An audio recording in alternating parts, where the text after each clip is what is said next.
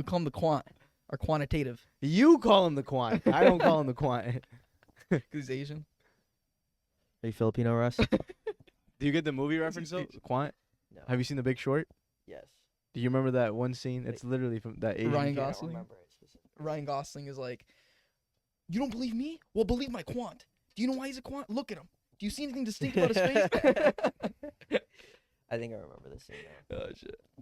I rewatched that because my girl switched into econ, or no, she Okay. switched into business, and I think like a good way to get people more into their major or whatever is just like find relative like Yeah, it's fun, dude. things that they might be into. The So movie's fun. every couple minutes I'd pause the movie and be like, okay, so what does this mean? Oh, yeah. Like, ask me any Mm. questions that you need right now. Like, well, let's walk through this. By the end of it, she's like, damn, the movie was fucking great. Like, I did that with Alexis with what's that movie? The fucking the GameStop one that just came out on Netflix. oh, Dumb Money. Dumb Money. Yeah, That's a yeah. good That's what I was. movie. I like that It was movie. fun. It was funny. I think it was just a bad name. Dumb Money. Yeah. Yeah. It Dumb- sounds stupid. Like if you But- said something to do with like I don't know, like shorting or whatever, like Something. GameStop somehow. It was definitely more funny than like. yeah. Yeah. I haven't seen it yet. What is it Dumb on? Money. It has Seth Rogen's it has in Pete Davidson, Pete Seth Davidson. Rogen. What is it on? What Netflix. Netflix? Yeah, It's really funny. good. Short. It's hilarious, honestly. It's cool because I don't know if you jumped on it, but we did like the GameStop shorting. So I was like, You did? yeah, Nice. he did it more than me. Well, I bought a lot of crypto during that time. Nice. 2021. Still holding. How did that go? You're still holding? It's good. I'm thankfully I'm positive now. Life is good. I'm happy for you. I'm If happy. you never sell, you never lose, right? Yeah. You just hold on forever. I'm excited to see where Bitcoin goes. I think I'm not a financial expert, but I think it'll hit 6 figures sometime soon. Are we rolling? Or Yeah, do you we're wanna- yeah. Right, us? Yeah. Or this is would you going. want to just like do how we usually do? Or you want to keep going? Just keep going, yeah. Yeah. Okay. we're- Okay. Yeah. Cool. All right. It's okay, man. Relax. It's all gonna work out, bro. It has to be like per schedule for me. Like, welcome back to the Gen Z Speaks Pod, featuring. Kyle Sanders. Nah, but yeah. So okay. What do you do, Kyle? Yeah, what do you do? Introduce yourself. Yeah, you guys. So my name's Kyle Sanders. Do you want me to look in the camera? Nah. Alright, Whatever so, feels comfortable. my name's Kyle Sanders. I am originally from Atlanta, Georgia, and moved to SoCal when I was about 11 years old. Ended up growing up and going to high school with Ibrahim and Matt. And I guess over the last couple of years, I went to UC Irvine, studied economics and math. And at this point in time now, I'm working on my own startup called Eatery. Just jumping into corporate careers. Like I have in a couple of months, going to start my first, I guess, big time job. And Yeah. like just getting started. I'm a young guy, like still figuring things out. But at the same time, I think there's a lot to learn from the people around me. And yeah, just meeting people, having fun How old are doing you? it. I'm 23. 23. 23. Yeah. Oh man, I feel like So- I'm getting old, huh? Yeah, bro. It's a scary time to be alive. 23. 23 is the worst age. This guy's. I'm actually okay with it. This guy is like, oh, bro, because we're gonna be 24 this year. Yeah. Like, oh man, one more year to 25. One more year. 23 is such a scary age. I have 18 months before my early 20s are done. That's scary, bro. Yeah. No. So like, do you have like expectations for yourself? Like, what do you like? So you're like what about to turn 25? You said. No, I'm 23. Or you're 23. I'm Okay, so 23. we're all 23. We're all 23. But Okay. I have 18 months, or now actually 17 and a half, before I turn 25. And in 17 and a half months, my early 20s are done. Well, that goes for all of us, I guess. Yeah. I don't know if did you just turn 23 or Dude, no, I turned 23 in November. So November? okay. Yeah. Oh, Us okay. too, We're a October. bit- it's been a Yeah. minute. It's been a minute. Okay, we're in the same boat, fellas. Yeah, in Yeah. 18 months or 20, early 20s are done, so it's Dude, scary. To me, 20 was like that was the age I was like, fuck, Yeah. bro. Like COVID Yeah. just started, and then I'm like, dude, after I'm 20, like, so my whole thing since like high school, I think even is if I don't do something in my teens, everything is going to be less significant after that. So if I do something in my 20s, something big in my 20s, it's like, okay, he's just doing what he's doing because he's an adult and he's just figuring shit out. Yeah. But if it's like you're a teen, it's like there's something significant about like the accomplishment. Yeah. If that makes sense. I think to me though, like you have to like look at it as like you have to run your own race. Is how I see it. Mm. And like for me, right, I had a whole bunch of friends Yeah. that graduated early, did CS, worked in big tech, and they're like, oh, 21, 22, they're making hundreds Six of thousands figures, and all. yeah. Yeah, 6 figures. I'm like, damn, I'm jealous. It's like, but run your own race. Like, Oh yeah. I'll No, get dude. there. I'll figure it out. I don't know. You were saying like you're nervous. You're already into the latter half of your 20s. Like, are you? Wait, early 20s. No, early not the latter 20. half of my 20s. But when you do, like, I feel like you just can't put like the expectations on yourself. Like, that's how I see it. Give me a Like- minor heart attack, man, when you said that later 20s. Yeah, you're right. I think you bring up a good point because a lot of times in our generation, we're very prone to comparing ourselves. Facts. But you have to be the master of your own journey and run at your own pace. Yeah. You are your own self. Yeah. Nobody else is Kyle Sanders. There's only one Kyle Sanders who graduated from UC Irvine last December. And you know what's hilarious is like I did all these job interviews recently, and then they always ask me, okay, you seem like you have your life figured out. What's your 5-year plan? I hate that Whoa, question. what type of question is that? Like, I don't know What do you either, say? bro. It's like, oh, hopefully be here. Like, growing. I'm trying to grow in the company. Like, of course. Yeah. No, hey, I don't know if I'm gonna stay around anywhere I actually join, but at Yeah. the same time, it's like I think asking a young person at that age, like, do you actually have your next 5 years figured out, or X, Y, and Z figured out, finances or whatever? Mm-hmm. I don't know. I think it's like added pressure, especially like self-added pressure that a lot of us put on Mm. ourselves. But That's true. Something I've learned to do that's helped me with like, especially like the young. I don't know why, but I like similar to him. I have like this young anxiety. Like I have to get Yeah. things like now. And something that's helped me, I guess, is just seeing my age and seeing like when I turn that age, what do I want to accomplish this year? Like what big thing do I want to accomplish this year? yeah, And then by doing like that's what I started doing I think last year, like when I was 21 turning 22. And then I did it to 23. And so when I did that, it's like I feel more like assured with myself because I'm racing against myself. There's like you said, dude, you don't want to race against other people. I mean, it's pointless. You're not living their life. They're not living yours. They haven't gone through your experiences. So I think when you like give yourselves like expectations for yourself, especially for that year, that's definitely helped me a lot. You have to compare yourself with yourself. You Absolutely. can't, and you guys, have you seen the podcast of Kevin Hart with Joe Rogan? Yeah. This is a While while back. ago. yeah. Yeah. But But he he was- old. Yeah. Pre-COVID, no? What's up? Was it Pre-COVID. pre-COVID? Yeah. Probably, but Yeah. he was talking about how, and I'm sure a lot of people have talked about this, but like once you start competing with yourself, you become unstoppable. Like if you start competing with your maximum potential, Yeah. and a lot of like the GOATs in every industry, like Michael Jordan talks about this. He was just competing with himself every single day. Kobe Bryant, same mentality. Right. Once you do that, you're in a different mind state than everybody else. It's true. Yeah, dude, I think about that, like, especially, like, fitness, right? Like, for me, especially, like, I don't know. I wasn't, I feel like I'm gifted genetically in some aspects, but when it came to my fitness, I was like, I'm limited, right? I have, like, I'm a little heavier guy or whatever, and I'm always comparing myself to other people. But as soon as you just, like, I guess over the last couple of years, like, I kind of taken a step back and, like, Yeah. especially, like, tracking it, making videos now. Like, one of my first videos was, like, hey, compare yourself to you 6 months ago, a year ago, whatever, X amount of years ago. And then I started figuring out, like, I was having this so much more, like, self-confidence and, like, actually achieving, okay, I did lose 5 pounds. Maybe I didn't look that much better, but it's still 5 pounds. Fuck yeah. Exactly. Like, I don't know. Exactly like you're saying. Like, when you're comparing yourself against yourself, like, the only battle you can do is win. I mean, you're going to win against yourself no matter what. Once you start working out, Dude, late high school. Yeah. But I didn't figure it out. Like, Yeah. I was, like, 18. I don't know if you guys remember Robin Yee. He was in your guys' Yeah. class. Dude, motherfucker is big. So Motherfucker. big. And like naturally gifted, and this is what I mean by genetics. Like, bro was pushing like 3 plates on bench, like at like 18, 19 years yeah, I old. remember. Wow. That guy was crazy. He was very big. And And he- you still talk to him? Kinda, not really though. Like he was, I haven't but seen- basically he was my first gym bro. He was your mentor. He was my Inspiration, mentor, and I was like this scrawny little like I don't know like skinny fat kid, and like I hadn't figured it out like, and I was always comparing myself to him. You know what I Gotcha, mean? yeah, like yeah, you know what I yeah. mean? But completely different body types. 100%. Yeah, Homie's a yeah. little. He's like stockier, Yeah, huge. yeah, though. short, stocky guy. Exactly. Yeah. He wasn't that true. He was like what, 5'8"? 5'6", 5'6", probably. really? 5'7", maybe. Oh, okay. Yeah. Yeah, he was a very strong guy. He's, He looked good was, too, yeah. He was He built. looked, yeah, he was built. Dude, that's what we talked about. I think last pod too. We started. It's been like 6 years, bro, since we Yeah. started working out. 17. Both of you guys? 2017. Yeah. Yeah. 17. And end of Somewhere high around school. that too as well. End of high school, 18 years old for me. Yeah, bro. So it's like, dude, looking at the. I mean, obviously we haven't been like super consistent through all the years, Yeah. but it's just like looking back, like, dude, we've been on this like health grind for like 6-7 years. It doesn't feel like that. Facts. And like, I don't know about you guys, but I like to throw almost.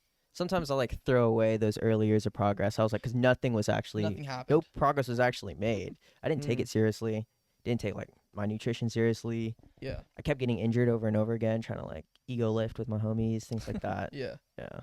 Yeah, dude, for me when I first started, I think my dad definitely helped me out because my dad's like he was huge. He was a Marine, and so he like told me kind of what he did to get bulked up.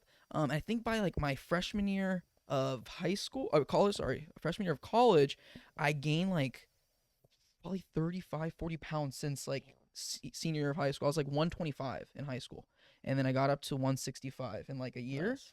Damn. But yeah, it's crazy. But dude, at Laverne, bro, when I'm telling you, dude, Dude went from malnourished to obese. dude, crazy, Like, bro.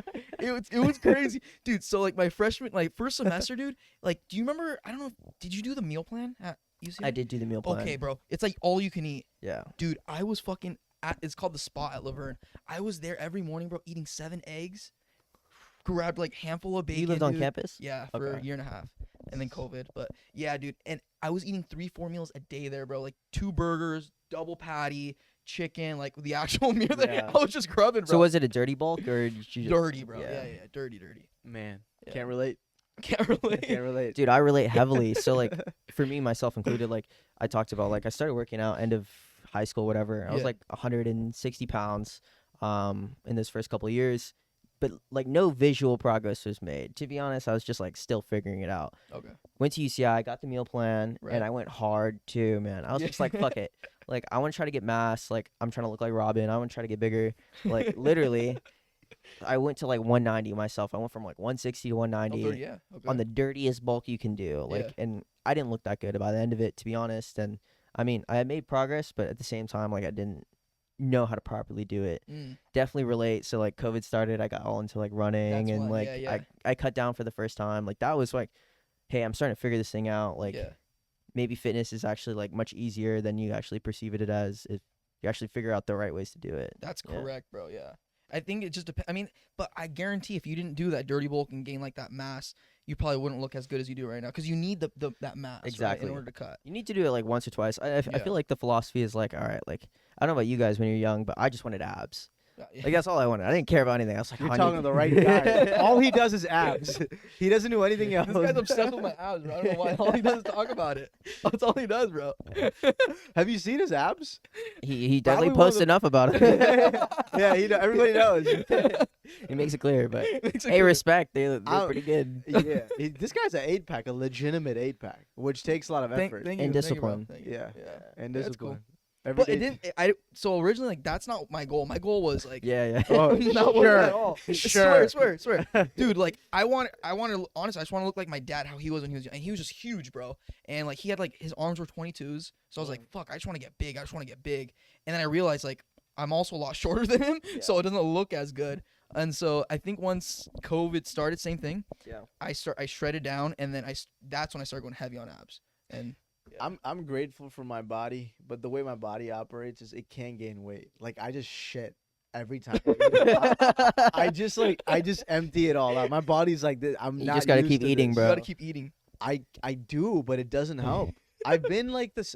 I fluctuated between 145 and 160. I've Okay. never hit more than 160. I don't know why. I want to. I'd love Yeah. to, but Interesting. it just doesn't happen for I'd me. love to. See, I'm the reverse, dude. I've like always like held too much weight, right? Yeah. So I was like I said, like I always wanted to have abs. Yeah. So like I was like starving myself or whatever, like That's what you thought, going way yeah. too hard, running, like doing abs every day. And it's Mm. like, yeah, I think like understanding like fitness in your own journey, like you're saying like, oh, you can't figure out how to gain weight. I couldn't figure out how to get abs. Like it's just you learn these lessons over time. Like, do you think you've kind of figured it out yet, or like No, no? no. I think This man has. I figured out my thing. You know, Yeah. everyone's thing is different, but mine he is does the same routine for abs every single day. I just do. 7 days Every a day? week. Yeah. every day. I do. His actually routine is pretty good for abs. Tell Yeah. us your routine though for abs. Okay. No, you should. Yeah, the ab man. I'm gonna start calling you the abs. So like, man. and also are you working like strength training alongside that? Like, Yeah, no, I'm not doing abs. That's not all I'm doing, bro. This guy's tripping. I work. So I do basically chest try days. Chest try, and I always end with abs. So that's so like push pull. Like, Yeah, so PPL. basically, yeah. So I just do chest try and then abs, and then next day I'll do back buys and then abs, and then I'll do shoulders, abs, and then I'll take the day off, and then I'll repeat that. So where does legs fall in the equation? I don't Right? know this at all, bro. It doesn't I don't know exist. this at all, It bro. does not exist. It does not exist. Have you've seen my legs, bro? No, dude, it's not. Dude, I just posted a leg video yesterday, but see, I don't know if you work out with your girl. I work out with my girl. Okay. She's been doing her whole fitness journey.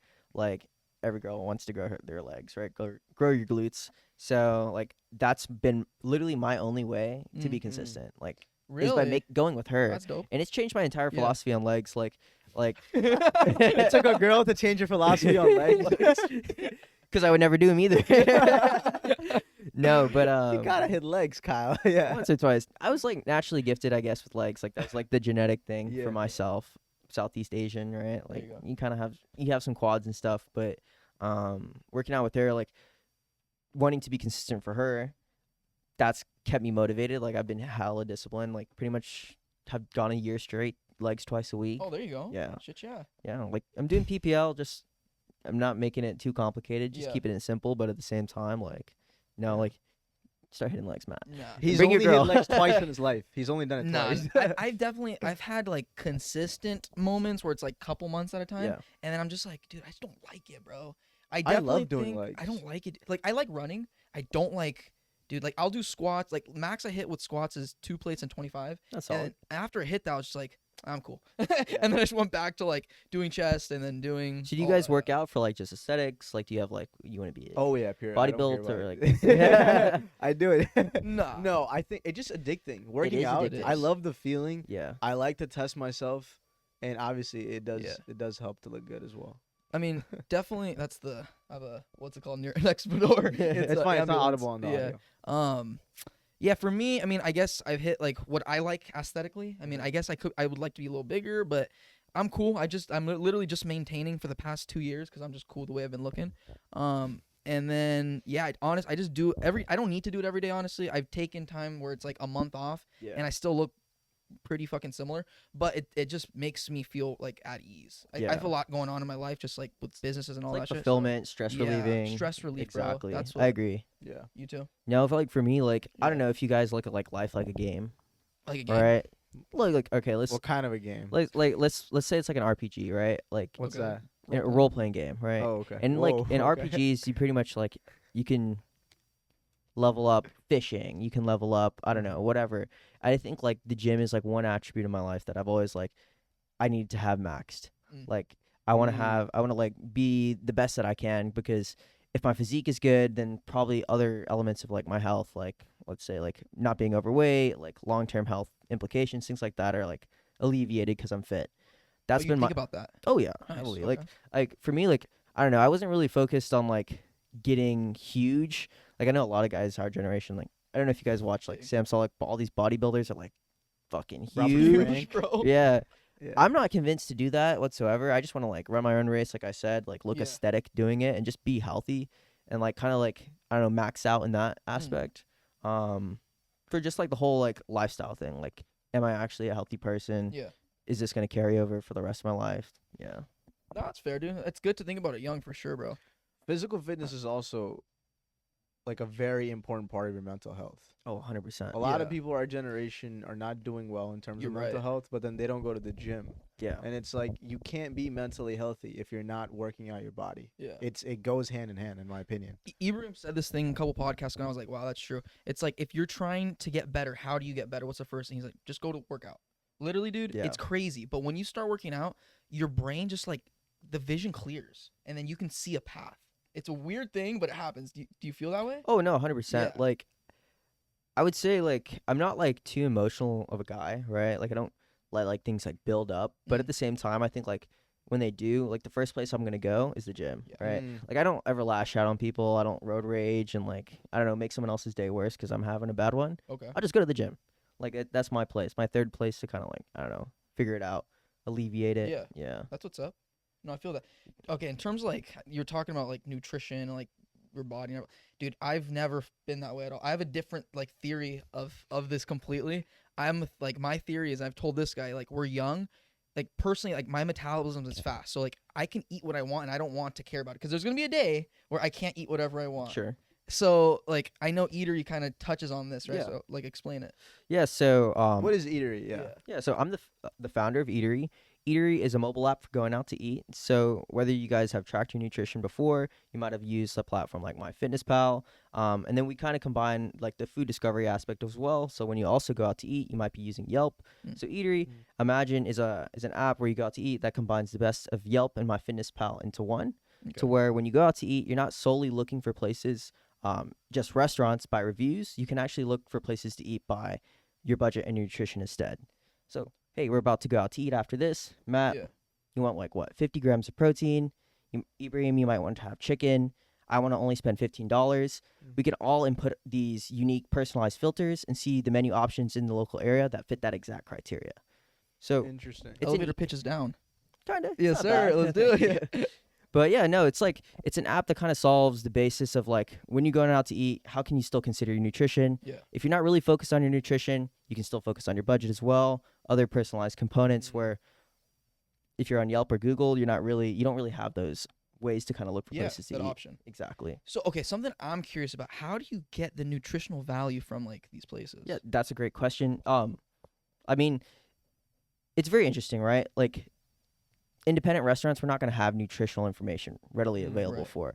But the FDA mandates that every single chain restaurant or locations that have more than 10 or restaurants that have more than 10 locations are mandated to have nutritional information readily available. Okay. We're using a lot of web scraping. So the FDA mandates different like websites where we're taking this nutritional information from. So let's imagine that's like McDonald's all the way to North Italia, Yeah. Red Lobster, Chipotle, everything in between. Like we have nutritional information for. So let's imagine like you can go out to eat to most of the restaurants we're familiar with. Right. But I think like long term, like we don't really have nutritional information for your mom and pops, right? Right. Places that your foodies like to go to. We're gonna kind of we're playing in the realm of utilizing AI, multimodal AI to predict the macronutrients of these places and predict the clever, yeah. calories, so that hey, these places can also have nutritional information available Right. for everyone to kind of look through. So you can generalize it basically. And Exactly. then it's like, this isn't exactly what it is, but generally this is what you'll be getting. And like exactly, like I think when you go out to eat, like more often than not, I don't know if you guys think about it, you're like, fuck it, I don't care what I'm gonna eat. Like I can maximize my protein by getting a steak or just ordering wings, right? But like for the most part, I think most people go out to eat by it's a convenience oriented thing. They're not really thinking about making it healthy, but if they could, Yeah. they would. What data do you use though for these smaller businesses? What do you mean? For food places, like what data do you use to generalize the calories? So this is a good question. So AI can be multimodal, right? Multimodal meaning like there's video, there's also image and text recognition. We're taking a variety of these things to predict the macronutrients of any menu item. For example, we're taking a restaurant's name, which usually associates with the cuisine it's in, the name of the dish, and more often than not, the description of that dish as well, saying, okay, this is a stir fry that has X, Y, and Z ingredients in it as well. We're using that alongside like these LLMs to What's an LLM? it's a large, pretty much it's like the language base that these AI machines are pretty much trained off of. Software language? Exactly. Okay. It's not the software language, but it's the database. It's the training data that these AIs are actually based on. So they know, for example, a recipe for a fettuccine alfredo, so that if I found a restaurant with a menu item that had fettuccine alfredo that we didn't have nutritional information for, we gave it a photo of the dish, we gave it the name of the dish and all the ingredients that are possibly in it, it can actually make a pretty good and pretty accurate estimate of what's actually that dish is made of. Could you use like Yelp reviews in that data? Because So- people talk about specific dishes, right? Sure. In those reviews. I think Yelp reviews kind of pertain to like the look and feel of the The restaurant, the experience, yeah. experience, Quality, yeah. exactly. Whereas like we're trying to lean more into like what can actually be standardized. Like nutrition is very standardized. Like Very quantitative. exactly. Yeah. And I don't know if you guys go out to eat, you read a Google review and it's like, oh, this is the most hyped restaurant ever. You get there 100%. and it sucks. Yeah. It happens far too often. We're trying to have a new standardized way to go about that. And how do you monetize Eatery? Yeah, so this is a fantastic question. Like when you go out to eat, right? And you're using a Yelp or a Google, a lot of times you might see those sponsored restaurants, sponsored ads. Well, Eatery uniquely breaks down going out to eat from restaurants just into menu items. So imagine like when you go out to eat right now, you might go on Yelp and see the same 5-10 restaurants Right. over and over again. It's boring. You think you log off, you're like, hey, that didn't help me make a decision. With Eatery, you'll see, because we're breaking down restaurants into menu items, there's so much more possibilities to look through. Yeah. So we kind of go into restaurants actually being able to just advertise one unique menu item or advertise their entire, let's say, a high protein meal that they're actually able to offer instead. That's like one component of our B2B strategy as well. But more often than not, what we're really focusing on is a B2C play, working with customers first, where we're charging for features like tracking your budget, tracking your calories and nutrition. So I think there's both sides of the story. Like Yeah. we can do like a customer subscription model, but also a B2B play with restaurants paying for traffic and ads as well. Yeah, that's interesting. So you're saying that just one question I had. Sure, go So ahead. if you're like best burger in Downey, basically, right? Mm-hmm. So you can type in best burger, whatever, and then it'll show up based on the burger. Like it'll show the restaurant based on the Exactly. burger. It will show all the restaurants with burgers in Downey. Yeah. It'll show just burgers. Okay. And you're not going to see like a name of a restaurant and you have to go through and find, okay, do they even have a burger that I'm looking for? I see what you're saying. Yeah. Okay, that's cool. So now, like, imagine it almost being like a search engine where you're just seeing the unique menu items that are available in the Yeah. area instead. And so another thing I was thinking about, man, while you're talking, if you don't mind, Yeah, go ahead. I think something clever that Eatery was talking about. It's just like, so how are you going to get that information, that nutritional value from like these smaller mom and pop shops? What if you had a way to have them input the data? Exactly. So there's a funny enough, there was this startup from UCI that had, if you wanted to have like a mom and pop cookie brand, for example, you can get a nutritional label. Okay. So Mm. that basically this guy in like 2015, 2016 built this platform. I think it's called MenuTail, where like the restaurant themselves inputs, hey, these are the ingredients we use. This Yeah. is like the weight, size, That's X, Y, what's and Z that we do to make the dish. That's how we can get a nutritional estimate. Yeah. I think that is a path that we want to go down, but like I think that puts far too much pressure Yeah, on the now. restaurant. Exactly. Yeah, yeah. But like with Eatery, we want to be able to scale anywhere. So if we have restaurants in like Orange County, mom and pops, right? We already have their information available. If we want more accurate, I think that's the direction Yeah. to So So definitely can go into. customers leave reviews like Yelp on Eatery? Or Yeah, so we're definitely not focused on reviews. Like I think our unique product differentiation is that, hey, we're not using reviews here. Like we're solely a it's a personal health tracking exactly service. Okay. like It's quantitative rather than qualitative. exactly So that they're not Yelp. They're basically Yeah. the complete opposite. opposite of Yelp. But at the same time, we're still scraping like Google reviews, so you have a relative rating on the restaurant itself, so you can still see if they're out of 5 stars, what's the rating. But if you think about for chain restaurants, if you guys ever go on any of these platforms, you always see they're like 1 star, 2 stars, like. Yeah. But no, you're not going to a Mm. restaurant based on the rating of the restaurant. You're going for those other Other factors. exactly like Yeah. convenience or budget, and a new way to actually look by those factors that are quantitative Yeah. is the approach that Eatery is taking. So let's use this example. If I'm looking for the best burger spot in Downey, Sure.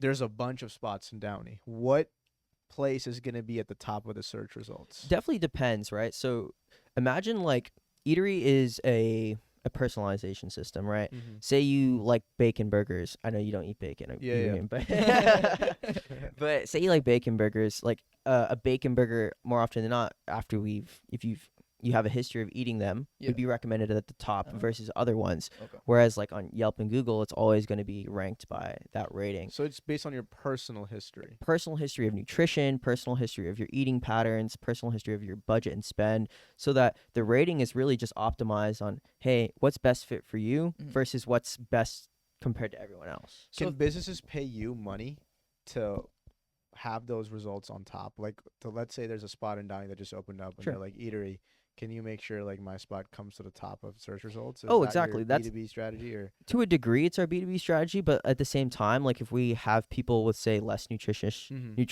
information always popping up at the top, I think that's kind of like defeating the purpose. defeating the purpose. Right. Exactly. Like we want to actually, like one of our long-term plays is to really build into this like a SaaS product, helping restaurants optimize their nutrition to be healthier. Like for example, Mm. hey, like we have 20,000 customers in Orange County that are looking to eat 30 grams of protein chicken sandwiches Mm. at 6 p.m. Your chicken sandwich is 20 grams of protein so far. Here's X, Y, and Z that we can do to help your restaurant rank better on Eatery. It's almost like SEO, I gotcha. like that Google Yeah. does for like search engine results. Like how can we help restaurants do better by making them healthier, helping our customers who are also looking to be healthier as well. I like That's that. what's up. So okay, question. So you have 10 burger spots. Say Red Robin's number 10. why is Red Robin number 10 and Bob's Big Boy is number 1? Sure. So I think again, it's not breaking down by it's not broken down by Yeah. restaurants, right? So they're actually gonna have unique burger options instead. Oh, That's one thing Okay. to think about. And then like given on the traffic and the nutritional components, say Yeah. like Red Robin has they have a I don't know, a quarter pounder Yeah. that has 40 grams of protein versus Big Bob's that has just a cheeseburger that has 20 grams of protein. Red Robin's gonna rank at the top I because see. 'Cause our- nutritional value. exactly I see. Okay. we're helping restaurants actually transform their menus, help people be healthier at the end of the day. Yeah. That's really our goal. It is a nutrition oriented platform at the end of the day, so like No, that's what's up. it's not perceived as being healthy so far. Like when we go out to eat, you're not perceiving it as being healthy, but we're trying to make that switch for people, and we're really targeting those consumers first and seeing if we can kind of make that more mass market, have more people consider the nutrition when they're going out to eat rather than, okay, like I just want the best burger, for example. Could this work for people who eat at home more often? Like if they go to Target or Costco to buy items there and then they cook at home. Does that are you gonna target those, or is it just specifically for just eating out? at Yeah, so restaurants? very good question. I think that's been there, done that. Like there's plenty of I think the most famous examples are MyFitnessPal, LifeSum, Noom. If you guys have used those platforms before, the competitive field it's already been accomplished, right? People can eat at home, they can track their nutrition, and they can think about it. But tracking and like tracking at home specifically, like I said, has already been done. Our unique product differentiation is only for going out to eat. Yeah, you found a niche basically. Exactly. Is there any competitors in this right now? So there's one out of San Diego called My Menu. Okay. They've not gone to market yet. Having looked and signed up for their platform, they haven't given me any access either. I think that we're probably in the same realm. Yeah. Competitor wise, like if Google implemented, let's say, a protein filter, like of course we could be competing with Google at that point. Yeah. But we're not. I think Google. It's happening tomorrow now. But Google's not in the business of tracking, Yeah. right? And like that's something as well. Well, like, what do you mean they're not in business of tracking? Because they track a lot of stuff.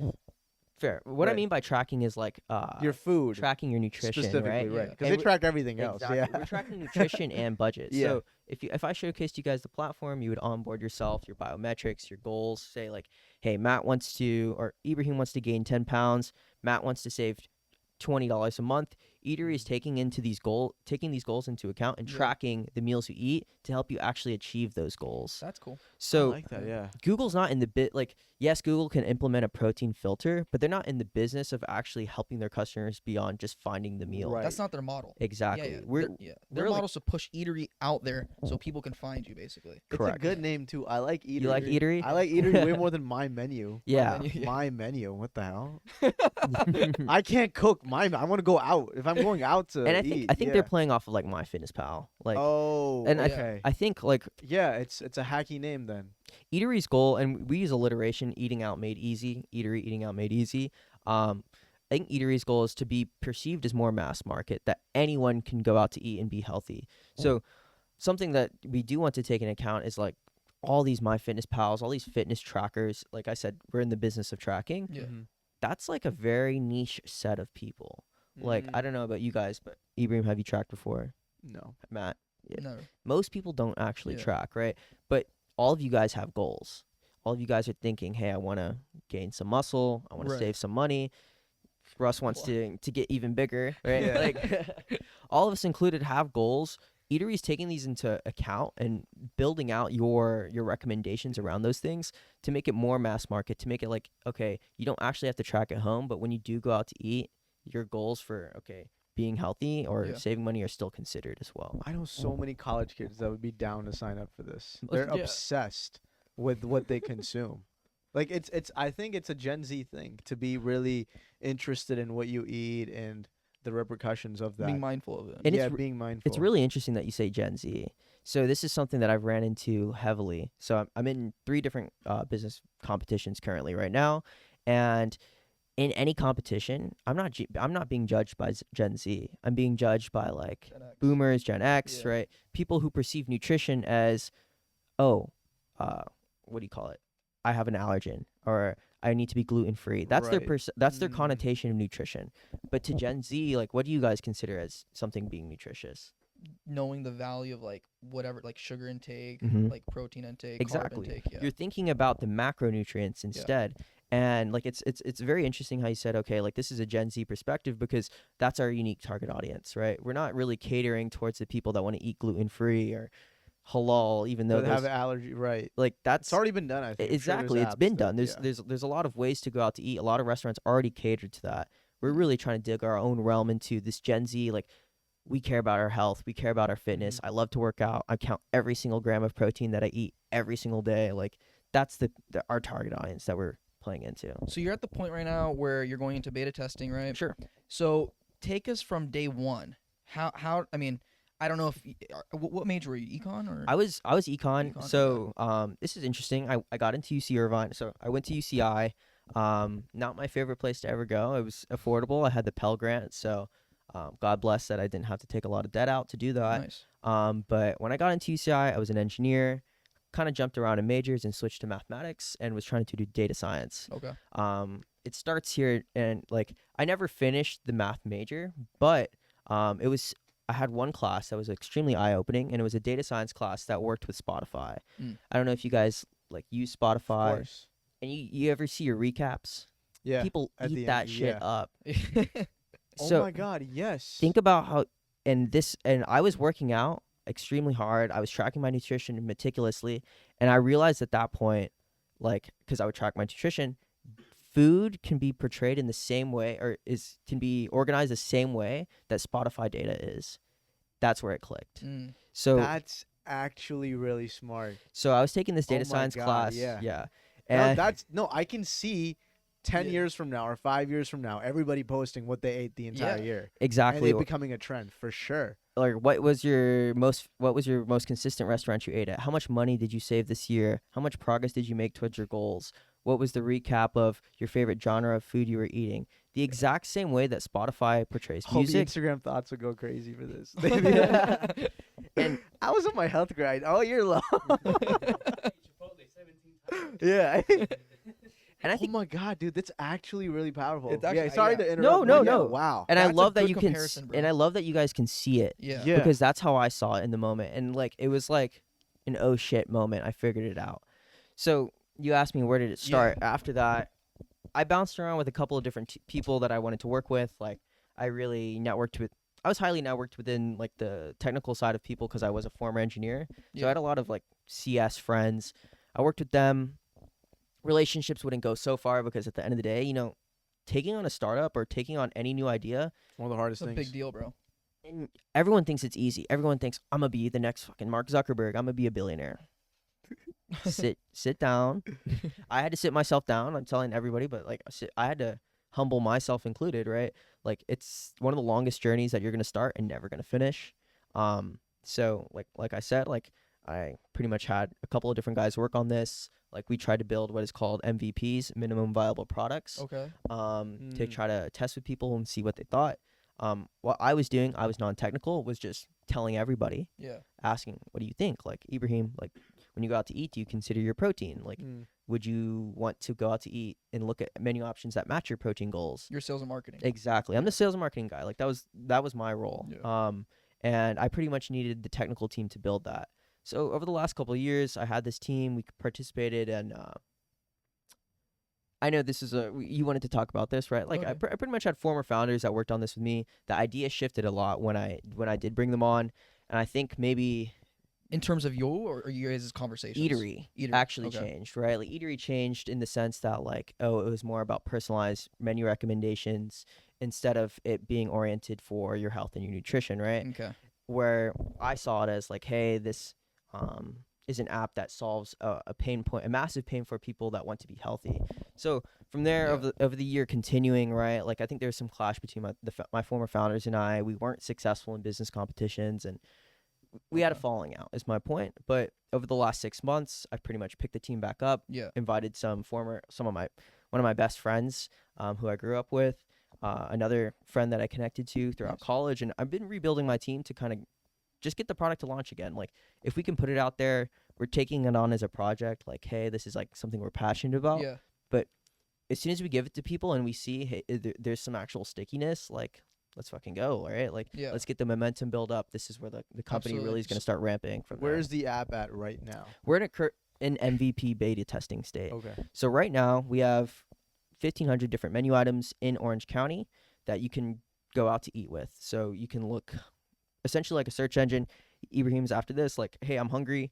I want to have chicken. I want to have 30 grams of protein. I want to spend $15. Yeah. Eatery will show you the menu combos in the area that fit that exact criteria. That works with just chain restaurants in Orange County. We're going to be releasing to Irvine exclusively for now. And yeah, just testing. Is our business model viable? Like our subscription plan, is it viable to actual restaurants to advertise on our platform? That's the direction we're trying to validate. And from there, all hell might break loose. Say like it does go successfully, I'm gonna have to go get investors to Yeah. like get this thing started Right. and really begin taking it on.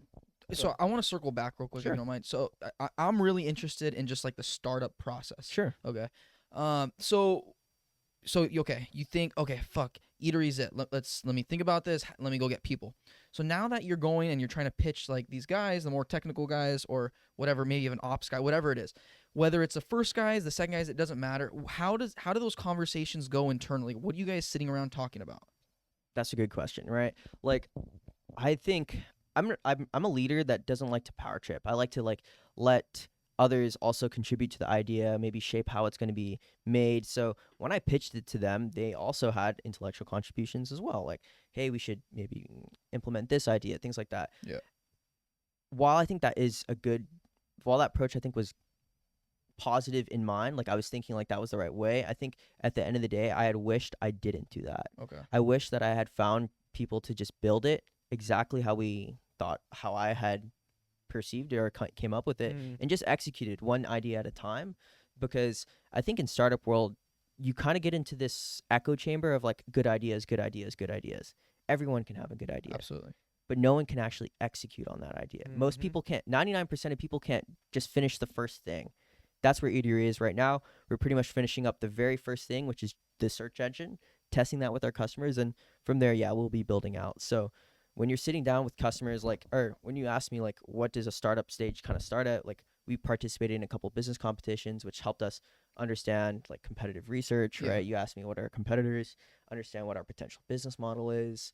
Do we have a target audience that actually would use this, Gen Z? That's the conversations you're having early on. And from there, it comes down to building. Like, we're a technical app. You have to build it at the end of the day. So when you guys when you guys start building, what like analytics are you like in process with, like, okay, in 2 weeks we need to get this done, in a month this where okay, so how do you go about that? So I've been doing a lot of learning.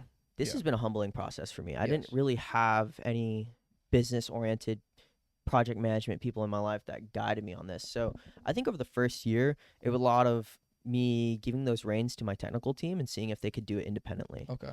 I don't think that's the best process. And over the last year, I got some amazing advice from my brother who's working at Raytheon now in software engineering. And he's like, learn Scrum, learn project management, learn Jira, which is just it's called agile methodology, where pretty much as a technical team, you're really goal oriented for finishing one task at a time. Everyone outlines what they're going to do, and you get it done by the end of what is called these sprints or 1 or 2 week timelines. That was something I had to learn. Yeah. I've had to learn to implement within my team. I think I've been doing it successfully since about like March or February of this year. Nice. But like beforehand, it was a lot of like, oh, let's set a deadline. Oh, we'll miss the Wishy-washy. deadline. Exactly. Yeah. And we missed a lot of deadlines. We didn't execute anything. And for me, it was disappointing. But now I realize in the real world, in these companies that actually build amazing products, Yeah. there is a system to actually doing it. Ours was agile, Scrum, but Yeah. there's other techniques as well. Yeah, hindsight is 2020, right? Yeah. So I mean, it's disappointing in the moment. When you look back, it's like, okay, I didn't give up. This is just the process of what it works, right? Yeah. So, dude, 100%. Two things: project management is insanely important. I learned that from my dad for sure. I'm project management certified. I'm getting my PMP actually right Nice. now. And another thing, dude, the more people you work with, the more complicated shit gets. Yeah. So it's like, not only do you need to pick the right people, you need to not pick as many people. Exactly. Just in my opinion, right? With my business or whatever, like Paladudes, it's just me. Like I'm doing like account. I'm not technical. I mean, there's no technical side of this, right? Yeah. So not that you would probably need, I would probably need something like that. But like accounting, the sales, the marketing, the ops, everything. It's just like I'm just trying. Well, yeah, operations. Matt has operations. ops. It's like a Brad dude, bro. I have ops, bro. The ops are not looking good tonight. Yeah. No, dude, literally like the The ratio operations is of it. off. And so like literally all of it, Yeah. like I'm trying to figure it out, because if I bring somebody on, not only am I either like like giving an equity percent of equity out, or I have to pay them. I don't want to pay them. I Yeah. want the money. And that's a very interesting thing you brought up. I think like, and that's early conversations as well. Like when man, this want to pay. No, I don't. like you brought up equity. Like that's something like I totally went over or missed when Okay. going over like the early stages. Is like, how do you convince people to join your team? And like Has you to be can, steak. yeah, you can have an Has evangelical leader. Like I feel like I'm a very outgoing guy, very like bold. Like I have these amazing things, but everyone, it comes down to money. Absolutely. It comes down to what can I actually get out of this. And I think finding the right people that aren't inherently motivated by that is Yeah. definitely my first thing. And I would say is one of my biggest mistakes early in my thing. Like I had found people that were like, okay, I want to jump on the ship because I think they could make a lot of money out of it. Whereas like my new founders or my new dev team now, quite frankly, haven't asked me for a cut of anything yet. In fact, like what I've done now is instead of breaking down equity completely up front, say I'm gonna give Ibrahim and Matt each 25%. Yeah. We're doing milestone based achievements. So say we release the beta, you get 5%. If we hit 1,000 users, you get another 5%. Nice. Things like that That's actually smart. incentivize someone to be, and it's not because I want to hold all the freaking coins close to my chest, right? Is it? No. Well, The You have- social network times. Yeah. And quite literally, it breaks friendships. It ruins like relationships Yeah. with people. Yeah. It's a Oh, really man. hard thing to talk about. Like that's something like as a leader that I've had to overcome. It's literally a hostile conversation to have. Like if I undercut you, say, Matt, I'm only gonna give you 1%. yeah. You're gonna say fuck you and leave. Right. That's something that I've had to work on. Like it goes both ways, and that also comes back to like you can't pay people either. I can't pay people accountability to get things done. They're like, well, I'm not getting paid for this work. My equity means nothing. That's another thing that I've run into as well. Like people have to be motivated beyond just the stakes that they have as well. Like the passion is like, can we actually build this in the first place? And when it came to my new team, like I've really looked for people that are passionate just like me. Like, do you have Need a the health vision. exactly? Do you work out every day? Do you Yeah. have this problem yourself? Do you want to solve it? Do you bench 2 plates at the very least? Let's go right now. And when I found those people, and it's literally like eye opening to like, damn, like people want to work for me or like work on Eatery Yeah. because they love it, because they want to see it come to That is fruition. the most important thing when you start anything. It Absolutely. could be a business, a film, logistics endeavor, anything that you start from scratch that will eventually involve people. You have to get them as motivated as you, but you have to also recognize they will never be. They will never be as motivated as you. They'll never be, course. but your job is to get them as close to it as possible, Yeah. and that requires leadership that is wise. Like you can't let everybody just run you like a puppet, because that's what happens in the beginning. Because Yeah. everybody's throwing you ideas. They're like, do this, do that. I'm sure your family's telling you stuff. Your Exactly. friends. Yeah. And that's a hilarious It can be point. overwhelming. You know who doesn't support me or who didn't support me the most at the beginning? Who? My family. Yeah. Isn't that's something to think about? Really. Because I think like when You know why though? Like I think a lot of times when you do something that's very new or that your family's not used to, they're looking out for you. They don't want Yeah. you to fail. exactly Families prefer stability. And so that's why this is the story of any big founder, any big entrepreneur, entertainer. Like their family is always like, yo, are you sure about this? Because Yeah. we don't want you to fail. We don't want you to end up they on have the your street. best interests in mind, Right. and like if you want anyone to tell you that, it should be your family, and that's something that I Exactly. had to learn as well. Like yeah. it should It's their be job. It's their job. Yeah, it's quite frankly like make sure you're on track still, and like I think not to say they didn't support me, they would listen to me, but at the same time they're Yeah. like, get a job, like, Yeah. graduate college, like That's for sure. stop thinking so big when Yeah. like I took that personally back then, but now having gone through this for over a year now, I'm like, hey, like it was because they love me. Yeah. It's because they have the best interest for me in mind. Yeah, of course. I mean, at the end of the day, family is like they're just doing what they think is best for you, right? They're kind of living vicariously through you as well, like as 100%. as your kid, as you're their kid. You know what I'm saying? Parents, yes. Yeah, nephew. I mean, personally, me, I will say, I don't know what but since I was like young, man, my parents have always just run, Matt, just run, and like Run, Forrest. run, literally Keep running. run, Mateo, run. Nah, but like that's literally kind of I just been kind of looking back on life just recently, just since I was a kid, and a big thing that I noticed is it's actually kind of weird, dude. I'm gonna tell you the story. So when I was like in elementary school, in my head, I was a straight A student. I was like the fucking man, dude. My parents, they would receive my report card. They would tell me I had straight A's every single year. When I got to Were they high school, lying? I was like a junior or senior year. My nonna actually, she had some of my report cards. I looked at them. I was like, this is not A's. Like I had like twos and like threes and stuff like that. But what it did was it gave me like, first of all, I was like, why would you lie to me about my grades in order for me to like not like I need to improve? Really? Yeah, they would lie to me. Reverse about my grades. psychology. Yeah. But I think that's good. So like, Well, that could have gone south though. No, it could have gone south. But what it did, it instilled like some Confidence. confidence. it's like a self-esteem thing. Yeah. Like Wow. if you believe you're an A+ student, yeah. you are gonna study like you're an A+ student. That's exactly what happened. Middle school came, I became straight A student. I wasn't. I was like a C, B student. I was straight A student in middle So school. it worked for you. It worked for me. Interesting. But like it instilled like a confidence. Like there's nothing I can't do that'll just like it won't fail. I guess. So like anything I do, that's where I guess it comes from. Like I just have this innate. It's weird. I don't I'm know. the opposite of my kids. No- So you failed everything. That's what a lot of parents do though. Like even if you get an A-, some parents are like, oh well, you could have done better still. it's not good enough, It's right? not good. Yeah. Exactly. So, C+ in my books. but I- just everybody's different. Well, what are your guys' takes on like? So I'm half Indonesian. I grew up with the tiger mom, and like there's What tiger is that? What does that mean? tiger mom is basically someone. It's like you have to be all A's. You have to be all like Oh, yeah. perfect kid. Like you There's have a to. term for this? Yeah, you have to make a lot of money in the future. You have to be a doctor, lawyer, and engineer, right? Like, what are your guys' perspectives? I guess not. Let's say tiger parenting. Like, are you going to Mm. be like that in the future because you want your kid to be successful? Or are you going to do the opposite, like Matt said, and just encourage them positively, make them believe they are that instead? So, For me personally, I think it just depends on the kid as well because a lot is parenting, but a lot is genetics too. So I mean, I was pretty like outgoing as a kid, and so I think maybe they played into some of my pros. You know what I'm saying? It just depends. I mean, if they're honestly, I think 100% it's positive affirmations, basically, right? Like you're the man. Like you can do it. Even dude, I've always been a short guy, but my dad always told me I was strong. Like, and so in my head, I'm like You're the tall, biggest Matt. guy. You're tall. 6 Dude, feet, bro. it's crazy, bro. But it's like the truth. I like that. I yeah. always like up until middle school. Actually, somebody told me in 6th grade, they're like, "What are you gonna do? You're short. You're gonna get bullied." And I looked at them. I was like, "Are you fucking crazy?" I don't get fucking bullied. Like, Yeah, that's exactly, how That's you're exactly what I thinking. thought. Like I didn't understand what they were saying. Like, I'm in a my giant. Head. Like that's what I thought, bro. I thought I was like the guy. Like, it's so strange. But like if you feed these positive affirmations, like to me, that's just worked for me. Wow. I don't know. Yeah.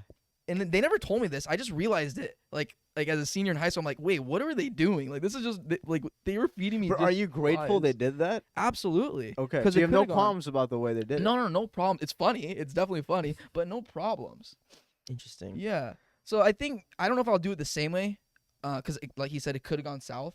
Because I mean, if I, you know what I'm saying, it could have definitely gone south. Just delusional but- the whole time. Yeah, just delusion. I could have just been delusional. You could have become a schizophrenic, bro. You could have just. But I do see some like for most, I feel positive like effects of this because it just depends the path you're going. If you definitely want to become a lawyer, I think it definitely helps, right? Being pushed to be straight A, pushed to go to the best college. Yeah. But if you're an entrepreneur and like your mind is definitely not structured to be just school wise or just Yeah. whatever wise, it can trap you and you can be like, Mm. fuck, what am I doing? What am I doing? What am I doing? And I felt like growing up, I was exactly Yeah. what you just said. Like I felt between a rock and a hard place. Like, Yeah. am I disappointing my parents? Like, am I not achieving what they wanted? Mm.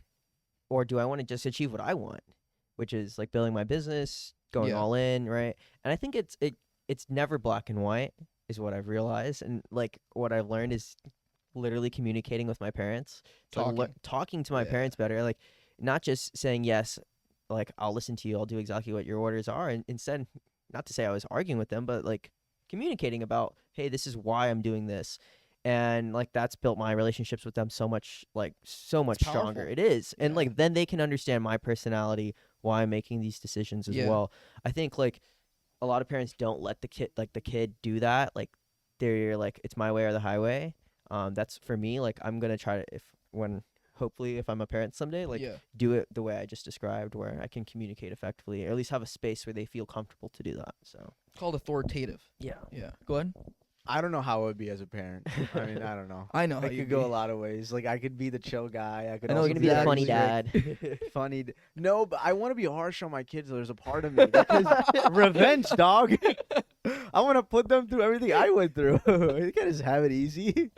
I don't know. Also depends on my wife. Like you say that you want to do it that way, but like it depends. I know on how the this life guy part. gonna be, bro. How am I gonna be? Tell me. This is what's Yeah, gonna tell happen, me, bro. yeah, what's gonna happen? His kid's gonna be watching Barney or whatever, like Coco Melon, and then Barney? they're gonna be like, "Dad, where's my dad?" And they're gonna go like looking, "Mom, where's he at?" I think he's in the garage, and Ibram's just gonna be pacing back and forth. What am I doing? What am I doing? What am I doing? What's my next sketch? What's my next sketch? You just contemplate. That's exactly what's gonna happen. I think. Would you guys want to be the kind of father? My biggest fear, though, I don't think that's gonna be the case, bro. Like, No, it's a joke because I what know, he used to do- yeah, yeah. it's like a personal. Like, This is an inside joke. It's Only a joke. Matt gets Yeah. it. I don't even fully get it, Yeah, you do. even though it's kind of about Yes, me. you do. I've thought about this before, and people have asked me this, but I think as a parent, your job is to help your kids reach their maximum potential. Enable them. Enable them, empower. I think empower them is a better word. Just Mm. empower them. And if that's through punishment, that's one route. If that's through positive affirmations, that's one route too. But there has to be a balance. You can't be lovey-dovey all the time. No, with no, your for kids. sure. You can't be also very strict because Yeah. yeah. Like soft parenting. Like Doesn't we're, work. we're It raising a doesn't work. generation of iPad kids right now. You think so? Yeah. I definitely think so. I don't Yeah. know. Because it's an easy fix. You just give them the Give iPad them and they iPad. do whatever they want. Yeah. Yeah. Yeah. So we talked about this just like personally, just us. Like, let's be real. Like, what you're trying to say is there's soft generation, right? We're in a generation of softies, basically. I wouldn't say us. I'm saying perhaps the future. I think our generation Softy. can be softer, but I don't think that's to our like weakness as well. Like I think like we actually genuinely just care about things more. Yeah. I think my concern is more for future generations, like the kids that lack the ability. I don't know, like they're not on the playground, they're not on a sports team, they're with an iPad. So Like- so check this shit out, dude. So we created, like I told you, we did some research, and right now our generation, like nobody's talking to each other, bro. Yeah. Like no dudes are having sex. Like it's just nobody's like. What research did we do to come to this Was this conclusion? like I was what? Let's ask our three closest Oh friends. yes, Yeah, what are yes. you Oh my talking God. about? Oh sorry. Literally. Sorry. Okay, I don't No, want we to actually did. Yeah, Yeah. you're right. Okay. I was gonna tell. No, I actually I don't blanked out. expose Yeah, it. yeah. We were working on a project where we actually. You're right. Yeah. Continue. Okay. Continue. So this guy's. Sorry, I was like, what? No, okay. I was like, Yeah. No. So I mean, there's a project We're working knocking on. on doors. Yo, are you having? Sex? No. Like it's legit. Like yeah, findings, you're right. Yes. We're living the most depressed era right now. So like it's definitely, you're right. There's definitely like more emotions that are going on in our generation. I mean, you're saying future generations, but I think our generation too, bro. I mean, if people aren't going out and they're just on their phone, kind of like absorbing the good life of everybody out, like they're watching Kyle Sanders go out, play tennis or whatever, go eat Pickleball. or pickleball, I hate pickleball. go eat, whatever it is, and they're like, why am I not at Chick-fil-A right now? Or why am I not playing pickleball? You know what I'm saying? And then it just like brews resentment for human beings. And that's like, it's definitely a part of parenting, of what kind of parenting we've had. And it's a lot with social media too. But I just think that we're kind of in this generation where we're trying to figure it out. And it's not to say it's a bad thing. It's just our own problems that we're dealing with right now that other generations haven't had. So yeah, I think that just, go ahead. I don't think Gen Z is just a bunch of softies. I don't think that's the case. You don't think so? No, I think, like you said, we have our own range of problems. Yeah. And a lot of them are self-created problems, like we've talked about. Self-created, yeah. And that doesn't make them less intense. I'm proud of the fact of our generation. Like, if we really care about something, we'll go to the lengths to do it. Like, for instance, like what's happening in college campuses right now with the Free Palestine protests. A lot of my friends are down to get arrested because they literally believe in something and they're down to go to the lengths to prove it. So I admire that. Yeah. But then on the con side, there's also things in our generation where things like instant gratification, right? Like not being very sensitive about things that might offend you. Those are problems, but I don't think we're softies. No? I don't think I think so. our generation's highly passionate.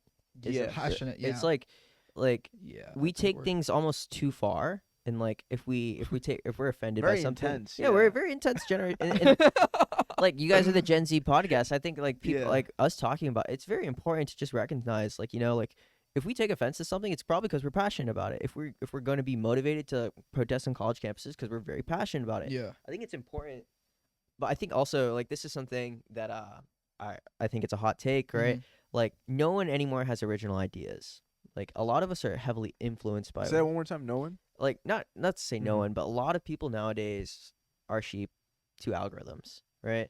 Like say you find a favorite influencer or you follow within a I agree with niche, that. Yeah. people end up being their ideas, their curiosity, perhaps lack of curiosity, That's fair. comes down to what they're getting recommended on their feeds, quite frankly. Like, oh, like I'm into Liver King, for example. I don't know if you guys know who that is, or I'm into I'm into Wait, what is Liver King? something Liver King? Liver King. Like it's this guy on the internet Yeah, that does I'm curious. carnivore diets. Like I'm He's not- a juiced up guy. yeah, he's juiced up. I'm not into him. My dad is. Like it was just hilarious because like he's highly passionate about this guy. But my point being is like I think like our generation doesn't have He only eats meat. Raw meat, raw meat, Raw like meat. kidneys and like livers and bull yeah. testicles. And what's his whole shtick? Like he just. And he like looks big and he's perceived as being healthy. Yeah. That's good for you, basically. That you Yeah. need to go back to like Primal. primal type of deal. Interesting. But I bring this up because I think like a lot of times, a lot of us want to. Where am I going with this? Like we're passionate. I think because the algorithms make us passionate about specific things. Like we end up consuming so much of. For example, I'm trying to grow my fitness account, right? It's because I consume a lot of fitness information. Like I watch a lot of YouTubers like this. I watch a Okay. lot of TikTokers or follow these people X, Y, and Z. That goes for any type of category. I think that a lot of times like our generation is highly influenced. Is my point. Like highly. That's a Driven good by one. their- Yeah. By these social media algorithms. So, like, if TikTok were to go in a couple of months, right, it's kind of scary for like people's identities. Like, what are their passions anymore? Like, that's what I'm kind of going. Even with that. more than algorithms, I think our generation is victim to idolizing people online. Like we become like Andrew Tate supporters. Look at them. Like it's an army of Yeah. just incels or like that want to like grow out of that phase, right? Like Andrew Tate is there like, oh my God, this is how you not do this or X, Y, and Z. And once you start idolizing people on the internet that you don't really know personally, it's problematic. There's a term for this. Like, do you? Celebrity worshiping? I don't know. No, like there's- something. So that makes me think. It really, honestly, makes me think. Is there a strong role model base out there right now? If people are taking people that they're seeing on a screen rather than people that are actually in their life, to like, because I guess before social media, I mean, to me personally, like I take people that are actually in my life and I take attributes of this person and that person, and this is who I want to be. That's a good. Do you mind me going first? Yeah, go. So like my dad wasn't in my life. My parents. I grew up without. My parents divorced when I was 10 years old. Moved to California. He wasn't in my life too much. I would see him in the summers, call him on the phone, but I had a lot of. I was influenced. I had father figures or people I looked up who I watched on YouTube actually growing up back then. And not to say it might kind of be perceived as weird, but like I don't know. Like I had guys that I watched for becoming a man, or guys that I watched for getting into fitness, for example, because that's my self discovery. So I thought it was like a good thing. But I can see why like it would shape. You're saying like it shapes people's personalities, Yeah. like, and that can be negative. Like the Andrew Tate cult following, like Kanye West cult following. All these people really perceive themselves as being like a follower of, literally a follower, but Yeah. of these like influencers. It's just interesting how our generation's like so heavily influenced, I guess. It's crazy, bro. It's crazy. I mean, have you read *Sapiens*? No. Okay, so in the beginning of *Sapiens*, I haven't read the whole book, but in the beginning, it basically says that humans, like biologically, we're not designed to talk to more than 200 people actually at once.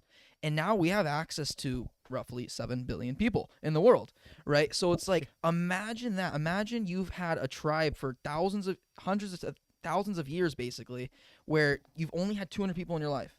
And all of a sudden, these people come around, create the internet, and all of a sudden, we're now 20 years later, we're now have access to all these people. So it's like everyone talks about how we have ADD and we have like our generation has all these types of deals. Our generation's so self-diagnosed too. It's man. so self-diagnosed, bro. I have ADHD. Yeah, Dude, I this hate guy those says people, that, bro. yeah. What? You say you have ADD. No, but I definitely do have ADHD. Yeah, see, but I'm this is I'm what I'm a saying, rare bro. case. But I he's never definitely do. gotten like tested or anything. I definitely do though. Okay, people like My I've parents worked with, told me. I believe them. people I've worked with say I have like entrepreneurial ADHD. So it's like, Entrepreneurial Yeah. ADHD. yeah, literally. What the hell is that? So so when I was in commercial real estate, it was like this thing that went around where it's like you can't focus on one thing, but like you're focused on all these different business ideas basically, and it's like you have to hone in on one. And so like that was a big thing. But what I'm saying is this isn't a real thing. Entrepreneurial ADHD, like your It's just a reaction's right. term. It's just a term, and this is just people our age are like saying.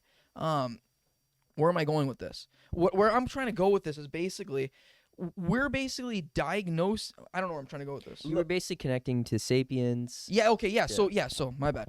So now that we're like have access to these 7 billion people, our brains are going mad, bro. There's so much information influx that goes into us. It's like, where do we now like allocate our energy, our efforts, our time? And so a lot of it is on the phone because it's there. Everyone's doing it, right? And so you're just watching David Goggins, and fuck, you have Matt doing mentality for about 6 months and joking, but that's the way it goes. Yeah. Okay, so going back, so we were the research point you were doing. We were working on this TV show where we want to like analyze certain things that are happening in society, Yeah. and one of the things that we looked at was their loneliness rates are very high because a lot of people are coming from broken families. And when you have broken families, right? In my family, like I know so many people that went through divorce, and when you have that, there's a void in young kids. And these young kids are looking to internet figures to fill that void. Yeah. And that's not healthy Right. because like genetically and just the way we're made, we need people around us that we see every single day to inspire us, to empower us. But if we're getting that through the screen, it's unprecedented. It's never been done before. Right. How crazy is that? It's We're crazy. experiencing a time where it's never happened, where people are looking up to somebody on a screen as their father or as their mother. And that's like the reason why a lot of us, or a lot of people in our generation, have these cult followings or followers. Up until 20 years ago, we weren't receiving information other than by another human being or a book. Yeah. And now everything is just there. Digital. It's digital, dude. It's insane. So do you guys, if you don't mind me asking, do you guys like journal at all? Do you like write your goals down like on paper? Because that's something that I've really done recently. Like everyone thinks they're self-aware. I don't know if you guys think that, but I think everyone thinks they're self-aware. A lot of times they're Thinks, definitely yeah. not self-aware. Yeah. But I think a good step in that direction to doing that is journaling. Do you, like as Gen Z who does, I consume a lot of social media, but I've taken on journaling this over the last year, and it's so nice to like look back and see, okay, like last summer I wasn't doing that great like mentally about Eatery. Now I can reflect on like how I was feeling, look at it with a bigger scope, and it's not just comparing myself to someone Right. online, I guess. Like, do you guys journal, or do you, Go on. what do you guys do? I personally used to journal a lot, like every single day. When did you start? I started 2022, like the summer of In something COVID? along those lines. No, after COVID, 2022. Okay. Well, actually, during COVID, I took a film class where we had to journal every single week. So I did that. I would just journal. But I think, going back to your point, it's very important to journal. It's therapeutic. It's the best thing you could do. That's so easy to access. You should definitely do it. But if you do it every day, it can be a little overwhelming. But I think you just have to. And if be you want to write a disciplined. book someday or a movie, you'll thank Oh, yeah. yourself for having that. That's Oh true. yeah, 100%. Yeah. I have this one document that I recommend you guys or just people to have, is how I feel document. So basically, I sit down somewhere, and I only do this selectively if I'm really feeling a certain sort of way. I sit down, I look at what's happening in front of me, I write down the time, the day, what I'm around, and what I'm feeling, and I just like write down. I close my eyes, or like I just look straight up and I just type on my phone how I feel. And it's the best thing because I only do it at certain times. And I know like when I do it, it's a special time. So like I could just go back throughout the year instead of looking at every single journal I wrote every day. Like I could just go to the how I feel doc and just like reminisce or like, just That's just a look good back one. at progress. Yeah. Do you feel like, do your emotions jump, like your highs and lows? Oh yeah. Yeah. Like I that's something about the entrepreneurship you had asked me earlier, like about the process. Like it literally is cyclic. Like I'll have these insane ramps of motivation because I'm riding a wave of, hey, this investor liked this, or hey, I got a lot of customer testing done. But then I'm riding this other wave of, hey, my team's falling apart. Hey, my launch isn't coming to fruition. Like, and that's, I feel like that's just reflected in my personality. Like, yeah, I definitely am emotionally volatile sometimes, Mm. but at the same time, like we've talked about the gym, I think journaling is another system. Good support system of friends as well has really, I think, leveled that out for me over the last couple of months. I think on the tail end of COVID, I was like beginning to figure myself out, and now I think I'm, of course, I'm gonna be on this self journey for the rest of my life, Yeah. but I think I'm pretty in a good state at least. Nice. So yeah. you're like in a neutral state right now. At Where, least so far, yeah. how about your friends? Do you feel like they've had, highs and lows often, or like you hang out with them like maybe for a couple days consistently, like over the couple days you see different like emotions kind of? Dude, I think like I don't know if you guys are best friends. It's a really good thing to have a best friend because I don't know if you guys communicate when you're upset, but at least like when someone Never. when someone's willing to listen to you and like that's your best It's friend. for me healthy. only. Yeah. Like it's extremely healthy. Like I've had a couple of friends who would open up to me about like what's going on in their lives, and like I've been like open ears, Yeah. and like I think I've done a lot for them. Not to say like I fixed or anything, but I was just ears to listen that to ear, their yeah. exactly. I think a lot of our generation though feels trapped to not talk about those things. Like social media thinks everything in life has to be perfect. Where you can skip over the emotions, right? But I think it's something that our generation definitely suffers with. I think I'm definitely not perfect, but if more people were willing to talk to me, like the friends I have, like Yeah. I'm happy to be ears for them. So Yeah. No, talking definitely helps. That's something I've noticed, not only like just with us, but like just when you hang out with people, you kind of, even within a day, you can see emotions kind of dip and then heighten back up just within hours, right? So it's like it's something that I've noticed within our generation specifically, because like I'll hang out with my dad and their friends. Oh, dude, they're hyped all the time. yeah. And it's like, what? There's something that's going on with us. There's a Really? Serotonin's fucked up. That's what it is. Yeah, serotonin's fucked up, bro. I think our pleasure systems, right? Like whether that's like indulging in food or like indulging in social media or whatever you're like getting Yeah. fulfilled by, they're totally fucked up. It's because of screens. Like this is like Instant thousands of gratification, dude, yeah. all the time. thousands of years of our brain never having it to now. Yep. And now our generation's like sauced. Like there's, I don't know what we do to fix it. So you think we're breeding depression? Because I've noticed this. Yeah, Some dudes, like some people that I've hung out with, like they have ebbs and flows. yeah, Like heavily. it's heavily. yeah. So you think it's because of social media only, or Not only, I think there's a lot. I think of it's factors. changed the way our brain chemistry works. Is why it's definitely That's a good one. not what we're consuming necessarily, but the way like if we consume something we like, serotonin goes crazy, and if you consume something you don't like, you might fall and like feel emotionally unstable. Bro, when you're going through reels and you see one hype video, like some dude like doing a backflip on a BMX bike, and then all of a sudden you see like I was a just gonna baby say being like, it's like, what is happening, bro? It's like no, you're right. Yeah, you absolutely. I feel was just gonna stoked, say right? that. You're like, oh, that's bad. Like, you know what I'm saying? When you see something cool, you're like, that's badass. Yeah. And then you see the next video, it's like, It's very depressing. and what's wrong sad. with this world? So I talked about this earlier. We're all products of of social media algorithms, right? Mhm. Yeah. This is like a big one that I've discussed with my girlfriend. So one time, let's paint the picture, right? She's like, "Hey Kyle, like I'm really worried because I saw this TikTok," and I was like, It's a TikTok.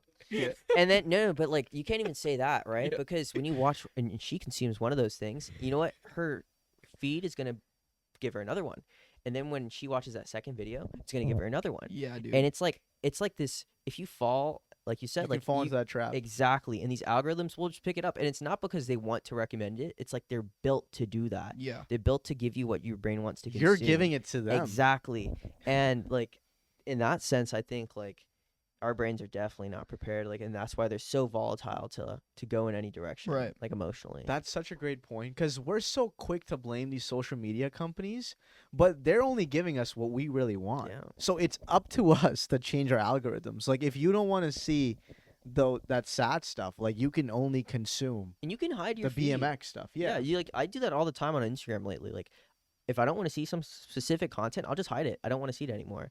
Like I don't do that on TikTok. Like I probably should, but I think Mhm. it's a healthy thing to like be a little more accountable with like what you're actually consuming. So I don't act. So check this out. I actually don't like or comment on anything on social media at all. And so the reason I started doing that was because I didn't want the maybe it sounds stupid. I didn't want the algorithm knowing what I wanted to see or didn't want to see. Still watch time though. They still know how they long you that's- watched the they, video well, for. they still There's know. there's yeah. They'll plenty always of know. metrics, right? Yeah. So like I was working with my team and like I said before, we were trying to go down the route of personalized menu recommendations. And when we were doing that, like I learned a lot about like how algorithms work. Mm. And it really paints a picture. It's like these algorithms are just built to like optimize like learning for like screen time. Like even if you're not liking something, screen Yeah. time is still another factor that they're taking into account. They have so many different facets that they can like take information to like learn about exactly what you like. Like Yeah. you can't control it. So then it comes down, like I said, to controlling like what do you want to see, like paint the picture. Like that's why I think YouTube is the best because you can subscribe and really only see those type of That's true. contents versus like other platforms where they kind of like blast your brain with anything and see what sticks. It's crazy, bro. I think it has its pros as well because social media has democratized everything. Oh, 100%. Because now a kid living in a remote village somewhere can get on a phone, right, with easily Yeah. accessible Wi-Fi, and he or she can dream big. Like, Did you guys see those like Valentine vouchers? Like this African tribe would like dance and yeah. like Saw they were that. selling for like $20 on Yeah, like. yeah. What's I this? thought. No, I Do you remember? Yeah, so it's basically like some guys in I don't know where in Africa, but it's like a group of guys, and they're like basically give us a name, and we'll be happy birthday, Oh, Diana. that's so amazing. And it's like a personalized And thing. it, you know? That's it was like dope. democratized. They made a business online, and Yeah. I was like, this, like, I wouldn't buy it. Genius. But then I found out through like 2-3 friends that they bought it, and I was like, this is crazy. I would buy that. Yeah, that's like, sick. and Yeah. it's genuinely hilarious. Like, it's democratized like business opportunities. It's democratized That's like, true. influence of politics, like everything. Information. Information. Yeah. Yeah.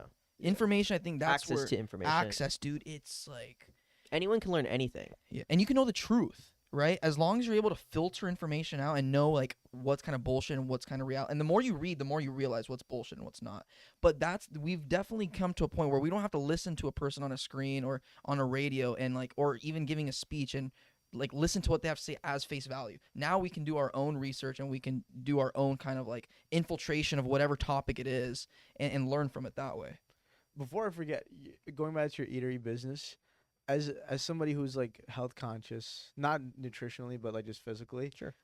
I was just thinking if there's a way, because sometimes when I eat a lot of sugar, like I get conscious. This guy's laughing because we've talked about it in podcast. I have a sugar addiction, so Bro, it's this kind guy of is bad. insane. My roommate has it too, and like I've watched how it can consume people, man. Yeah, it's so. Literally. Yeah, it's so. I was just wondering, like, let's say I eat like I go on a binge eating spree of sugar in a day. Let's say I'm going Pazuki You should have Tuesdays. seen this guy in Japan, bro. I was eating a lot Hey, of you were sugar. traveling, man. Have fun with it. Yeah, but so is there a way where like any app can track what I eat and then tell me how many calories I need to burn? You know what I'm saying? Yeah, so like most definitely, like I think a lot of like at home tracking apps do that. Okay. What Eatery solves is just the eating out component. Just the eating out. Okay. Like if we want to get there in the future, building out a version where you are tracking all the other things, but like we lean into that because it's so much easier just to focus on eating out. There's plenty of other apps that do that will suggest, okay, like if you're eating, let's say 2,200 calories a day, you need to be working out like an hour and a half a day with your metabolism, and you'll be losing X amount of weight. I use an app called Macro Factor. It's a pretty solid one. If I would suggest to anyone. macro factor. Macro Factor, yeah. And that one's for at-home tracking. Okay. I'll try that. Yeah, bro, but it's But you still have to track. In my opinion, dude, it's like an app can't make you accountable. You have to make yourself accountable. If you don't want to eat fucking 10 cheesecakes, then you got to realize, hey, bro. I don't eat that much sugar. I'm on my first- Was it Uncle Tetsu? You got to realize, bro, like, I'm on my first piece of cheesecake. Maybe we should stop here. You know what I mean? Like, I see that. I'm not that- Is this a true story from Japan? No. Yeah, 10 bro. cheesecakes? This guy ate an entire. The whole cheesecake thing, the whole ream. No, hold on a second. That took me a day and a half to finish. Cause I. Okay, you're talking brother, about an entire cheesecake like this thick, a day? That's kind of crazy. a to day eat and a half. cheesecake. Yeah. That's I'm what I'm also- saying, bro. But listen, in Japan, bro, I was was pretty good, working out though. almost every single day. I was running. He was working out. I was daily. running. Yeah, I yeah. was like On doing your Casey insane. Neistat grind. Yeah, I was on that grind. Like I do work out. It supplements it. That's why like I. He look- doesn't. I mean, physically, he doesn't. I Doesn't look matter. fine. Yeah. Yeah. Yeah. I But think it's it's just just- your mental state, like you just thinking about it, like Yeah. or that no. cheesecake was good, but no, because I brought half of it home and. Okay, whatever. I'm exaggerating or not. Yeah, very much. It's not like I ate This 10 guy's paint him as cheesecakes the bad in one guy. go. bro. It's something- like that's the thing. I think apps help supplement what you're already looking for. If you're already not accountable, that app is probably not going to make you more accountable. And then exactly Look what at you're Russ saying, working out there. He got him conscious about his like own- nothing in life is gonna do it for you. Like an app is not gonna solve your problem. Yeah. More money is not gonna solve your problems. Having a girlfriend, getting married is not gonna solve your problem. I think right. everyone looks at like life as like, okay, like, I'm having this problem right now. What can I do to fix it? Yeah. Instead of just like looking within or looking at probably self-diagnosing. We self-diagnose like ADHD, but like what do we do to To have do those about it. patterns? Exactly. Yeah. What do you actually do about it? I think not enough people take that into account. Mm. Like that's why it connects back to like what I said about fitness and being like a game, right? Like when you treat life like a game to where it's like everything is quantitative, like if you can actually measure it, stop saying like, oh, like qualitative traits about yourself or whatever, like I'm unhappy, like rate it out of 10. Are you unhappy like a 5 out of 10? Or are you unhappy like a 1 out of 10? Like things like Yeah, that yeah. will actually, you can actually gauge and make progress Mm. towards versus I think, yeah, like these And you can qual- figure out what's making you unhappy and then change that. yeah. I feel that. Ask him the question that you want to ask every guest. What It's a big. It's a loaded question. So get ready. what makes you think you're going to be successful? You know, self-resilience is a big one. I think it comes down to like a little bit of like ego, like and like just belief.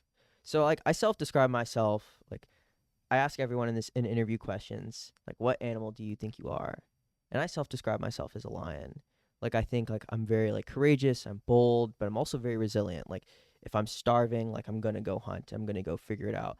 My point being is like I think what's going to make me successful is like everyone in life has a lot of trauma, but it's like how you deal with it. And if I take a look back, like I don't tell everyone everything about my life. Like I don't self-explain like all my problems I have. I honestly don't tell anyone the problems that I have. Like instead what I do is I just act on those things.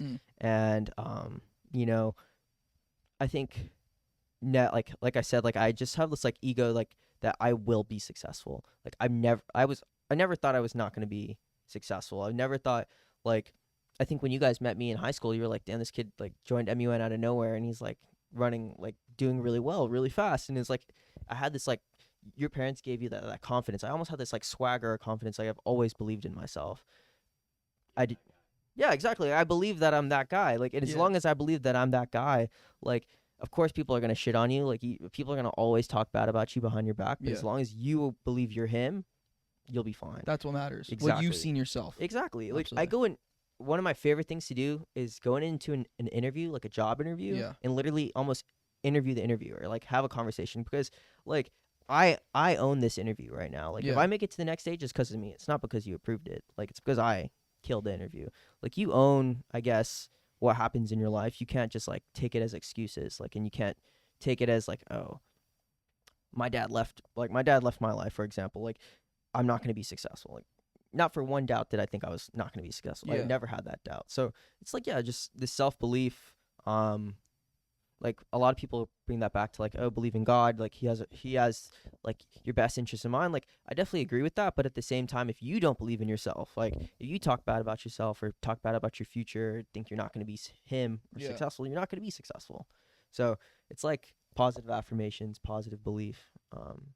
And like when people get depressed, they kind of spiral. Yeah. But you still have to have like a floor, like of something that you're never gonna like I fall feel below. that. One thing I like to say, man, it's not that I think this about myself, it's that I know this about myself, right? So if you give yourself, this is something I say all the time, man, it doesn't matter to who, it doesn't matter what it is either. If you tell yourself this is the outcome, like this is what the outcome is, your brain is now wired to believe this is what's going to happen. if you give your brain the possibility of even saying think, if you give your brain the possibility of it may not happen, or I think this, it your brain now has possibilities of it not happening. Exactly. So if you know it about yourself, if you know the outcome, you have to figure it out. You know what I'm saying? Like if your goal, like if you're in college right now and your goal is to get straight A's, you want to go get your master's, okay, I'm going to get straight A's. And like it's not, oh well, this is tough, so maybe I'll take a break on this one. It's like, no.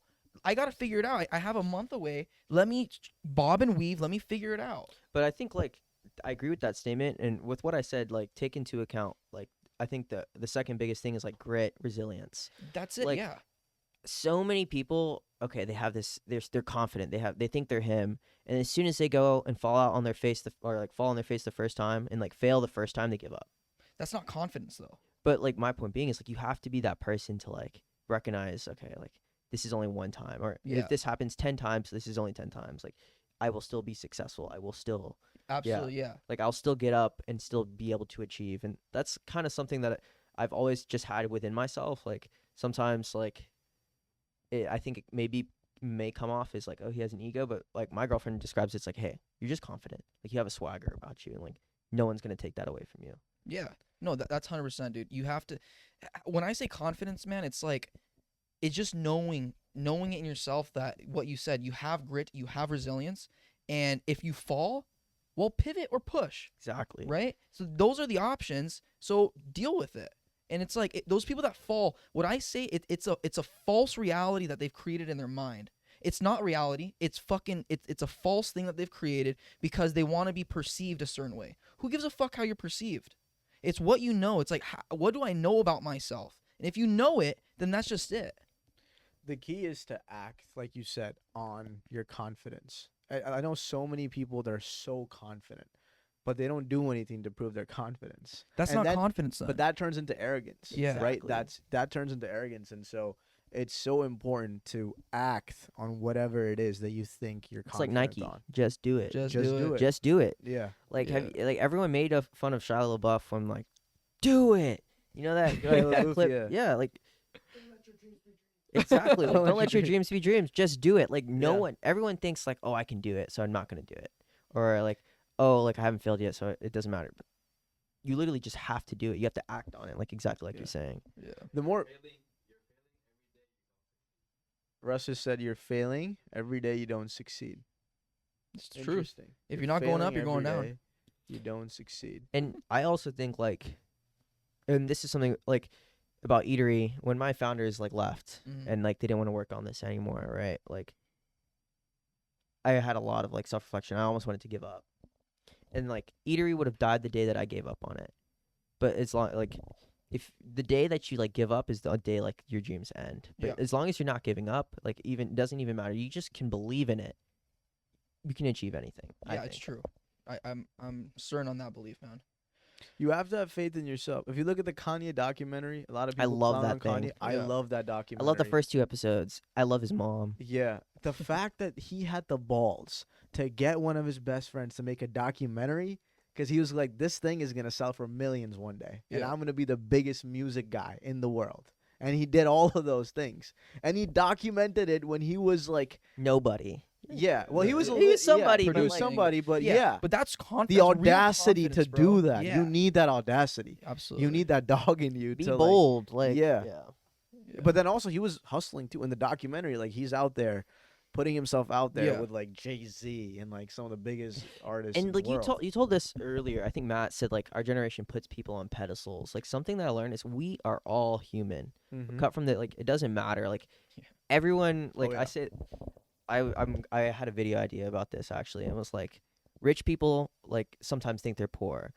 Like beautiful people think they're ugly. Like everybody experiences emotions the same way. Everybody is human. That means then you can achieve anything. Yeah.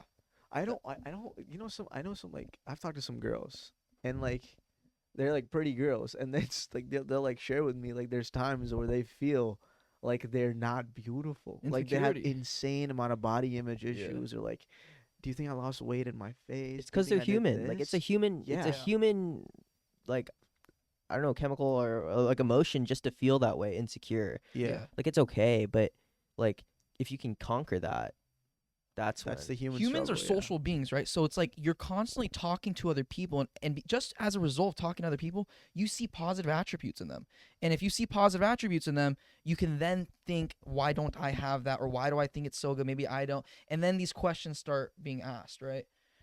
I think that's a big part of it, man. It's just insecurity because of people that are around you. It's not necessarily a bad thing either. It can make you stronger if you see, people doing well around you. And I think we're just ungrateful as human beings. That's what it is. Like when I see a beautiful girl, objectively speaking, complaining about her looks, I'm like, okay, Becky, we get it. Like you're never gonna Who's be. Becky, bro?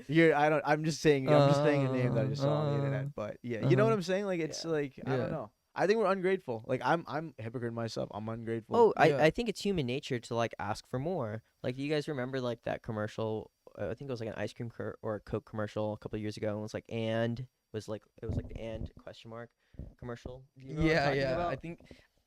Do you remember? Anyway, finish your thought. Yeah, but Yeah. basically it's like it's human nature to just like after you get something or Yeah. after you get to fucking USC, oh, I need to go to Harvard, or after I graduate and make $1 million, oh, I need to make $10 million. Like it's human nature to like Yeah. it's To not- want more. to want more. Exactly. Yeah. It's like it's greed. Like, Yeah. everyone has a little bit of it. That's I think if you journal and you self-reflect and you write down, like I do this every year. I started to do this about 2 years ago. Every single year when it ends, I Mhm. write down all my accomplishments, just so like I'm like, okay, I did all this, so I don't forget. Like, what did you Yeah. learn? What'd you do? Yeah, like I do that, and Yeah. it's so necessary because like in life you go from thing to thing, person to person, and like milestone for milestone, forgetting all the stuff that it took Yeah. to get you to where you are today. And it's like, yo, relax. Do you It's guys true. describe yourselves as like high achievers? I want, yeah, Yeah, I think so. I think something as high achievers, like I describe myself as a high achiever. Like then you lose the sensitivity of like what a win feels like because you feel like you have so many of them. So like for example, right, like I got into UCI, did like great grades, had graduation speech, like I don't know, won all these competitions coming out of high school, and nothing felt good enough. Is my point. Like my sensitivity of like feeling fulfilled, like was not even there anymore. Like I was just like, oh, like it's still not good enough. Like, do you guys feel the same way or? To me, I totally understand where you're coming from, man. I think something that's kind of positioned in my head is it actually isn't good enough. And because if it is good enough, that means that I can now be neutral and I can now be flat. But if it's never good, and maybe this is not the way to live life or whatever, but this is, I guess, the way that I've gone, and this is kind of how I started my projects or whatever. It's like, Matt, maybe you're not good enough, right? And so it's like you have to prove to yourself that you are. And so if I have to prove to myself that I am, then inherently what I'm doing right now is just what I'm doing, and I'm still moving forward, right? I don't know if it's good, I don't know if it's bad, but that's just how I kind of operate right now. I don't know. I've also worked the last few years a lot on just humility, a lot, and so just telling myself that there's so many more people in this world that have less than you have or have more than you have, and so just I try to put my life into perspective. Take a step back. Take a step back.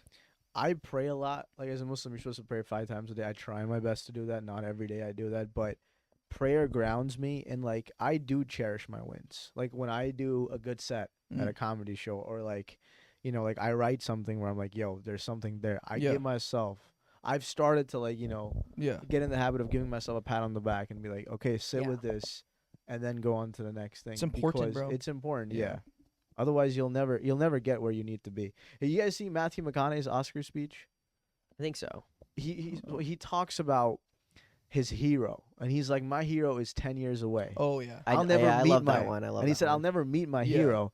But I have like qualms about that, right? Because like if you just keep chasing your hero your whole life, Yeah. you're never gonna get to a place where you fully embrace yourself. Right. So you have to embrace yourself. Yeah. Yeah. And you can keep chasing your best potential, obviously, but at the back of your mind, you have to realize you'll never fully get there. But it's those little steps you take to climb the ladder that really matter. Yeah. No, Well said. that's the truth, bro. Yeah, I didn't. McConaughey said this, Yeah. so I'm just No, but your qualms with that. right. It's yeah, true. yeah. You have to. Yeah, that's something I see within myself. Like my parents tell me a lot. You have to like that, celebrate your wins and stuff. But the thing is, I don't know, bro. Maybe it's just a me thing or whatever it is. I just feel like if I do, I'm giving myself a break. Like complacency. Yes, like, maybe I'm not. Maybe I'm not being complacent. You're afraid of settling. There's a difference between That's just- celebrating and settling. My biggest fear in life is settling. My biggest fear in life is feeling comfortable. So if I'm never comfortable, like Alexis, she can, like, she's a busy freaking girl. She has school and then she has work 5 days a week, and then the weekend she's just working homework, trying to get into she got into her teaching credentials and masters. But she's like if I have a Sunday off, I feel like that's when my lows really start to kick in. Like your mind has to stay busy. It has to, like, all day, dude. It has to be doing something. I feel the same way, but I think like I don't know if you guys like ever just go on a walk and leave your phone. Like I've been doing that more. Like go on a walk, like have like we always need like chatter in the Yeah. background, or like our mind needs to be thinking about something. Like or just sit on a beach and just breathe. Like, Yeah. you need to find ways to like disconnect, take a step back even Yeah. further, because I agree with you. Like I feel the same way. Like if I'm not doing something, then I'm failing. If I'm not like writing out my plan for the rest of the week, then I'm not gonna have a good week. Like but that I think that it's like a self it's like it's very negative. It Like, is. yeah. Yeah, it is. And something else I've realized, at least with myself, before I big aspirations, big dreams. Something I've realized, especially I think where we are in the world, in corporate worlds and stuff, it's like, dude, all these corporate, they're just greedy. Like, dude, you're making You're just a number. Yeah, bro. You're making 10 mil a year. Do you really need to make more? Do you need to make $20 million a year? And so, like, me personally, with pallet dudes or whatever, my aspirations are, it's okay to be at a number and cruise it. It doesn't mean you're failing. You're still making 10M a year or whatever it is. You know what I'm saying? I guess that's a little off topic, but that I'm trying to train my mind to, like, you don't always have to be in growth mode. Yeah. It's okay. You can still be packed. You can still be doing stuff and like have your business idle or have whatever it is. Like, I guess one thing is like my body, right? Physically, I'm cool with how I look. And so, like, if I keep pushing, it's like now, dude, you know more than any. When you work out, bro, and you're thinking about your nutritional and what you eat, it's like it takes a portion of your day. Oh yeah. It takes like a portion of your time. It's on my mind all day. What am I gonna eat? And Like, that's what I'm what's for saying. dinner? Like that's why eating out made easy is There our you go, solution. Eatery. But other than that, like yeah, it literally consumes you. Yeah. Like those thoughts consume you, and like it's in your best interest to, like, I don't know, have some sort of system to break system, it down. exactly. Yeah. Because then, like, oh shit, hello, oh, Come on in. come on in, It's open. go open it, Quant. You're good, bro. Come on. Come on. I understand what part of the movie you're referencing. Though. Yeah, there we go. Camera shaking. Oh, this is Oh. the second time. Can you show him the warehouse, bro? Yeah, just show him. No, it's It's- locked, bro. Just like go around that way. Yeah, tell him to come in, and then How much time would we have? What time is it? Let me check. 1:30. Oh, okay. Okay. Yeah, we're more than enough. Yeah, I got last question. Sure. Okay, one. Yeah. I've been having a good time with you guys too. Like Cool. Yeah, I like- time flew by. I like how people, like, you know, like How you doing, sir? how I said earlier. almost us. Just had a customer walk in. Yeah. Mr. Matt's Pallet Dudes. I said earlier, like, a lot of people just are like sheep and like kind of spew the same nonsense or like say whatever they hear online over and over again. Like sitting down and conversating with you guys, I think you have Just tell him about the pallets that I've kind of told you about. you guys just have substance. Yeah. and I Thank you, appreciate man. that. Yeah. Like a lot of people don't have substance, Appreciate don't have depth, like don't have their own opinions. Yeah. And in this world, it's really important to have your own opinion, or Yeah. bigger than have your own opinion, help other people find their voice, find their opinion. You know, just talking to people about what I believe, they don't necessarily have to believe what I believe, but if they can understand maybe my brain structure and how I process information, maybe they can process information the same way but differently, right? I do have a question. Are you ready to get married?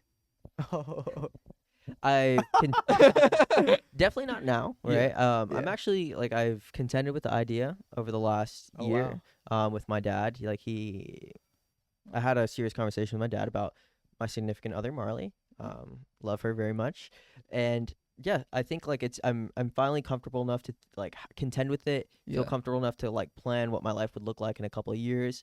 I think it's like a lifelong commitment. It's Yeah. something that I'm definitely like excited to get into, but I want to having seen how like my parents they divorced, right? Because Yeah. they got married young. I want to take it one step at a time, and Mm. like we, like Marley and I, we're gonna be super high achievers in our life. We're gonna be entrepreneurs ourselves. She's gonna go off and do very big things herself.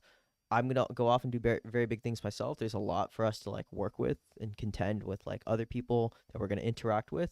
Mm. But she's my rock, right? She's my person. Like I grateful to have met her so early in my Yeah, bro. life, and yeah, like hopefully someday So it the ring's works coming out. soon. Definitely not soon, right? Right. But yeah, I want to make it first. So No, I hear you, bro. That's interesting. We talk. When are about you this. getting married, man? Bro? This guy asks don't push every, it. every pod, bro. When are you getting married, man? When are you? No, getting it's not married, every. You brought up the question last time. I didn't bring it up. Man, this guy's always on my ass about getting married. Oh yeah, I do want you to. Yeah. Yeah. Well, I feel like if you What's the rush? well, the thing is, it feels to me that you found your person, and I feel like Yeah. once you found your person, just Why put a not? ring on it.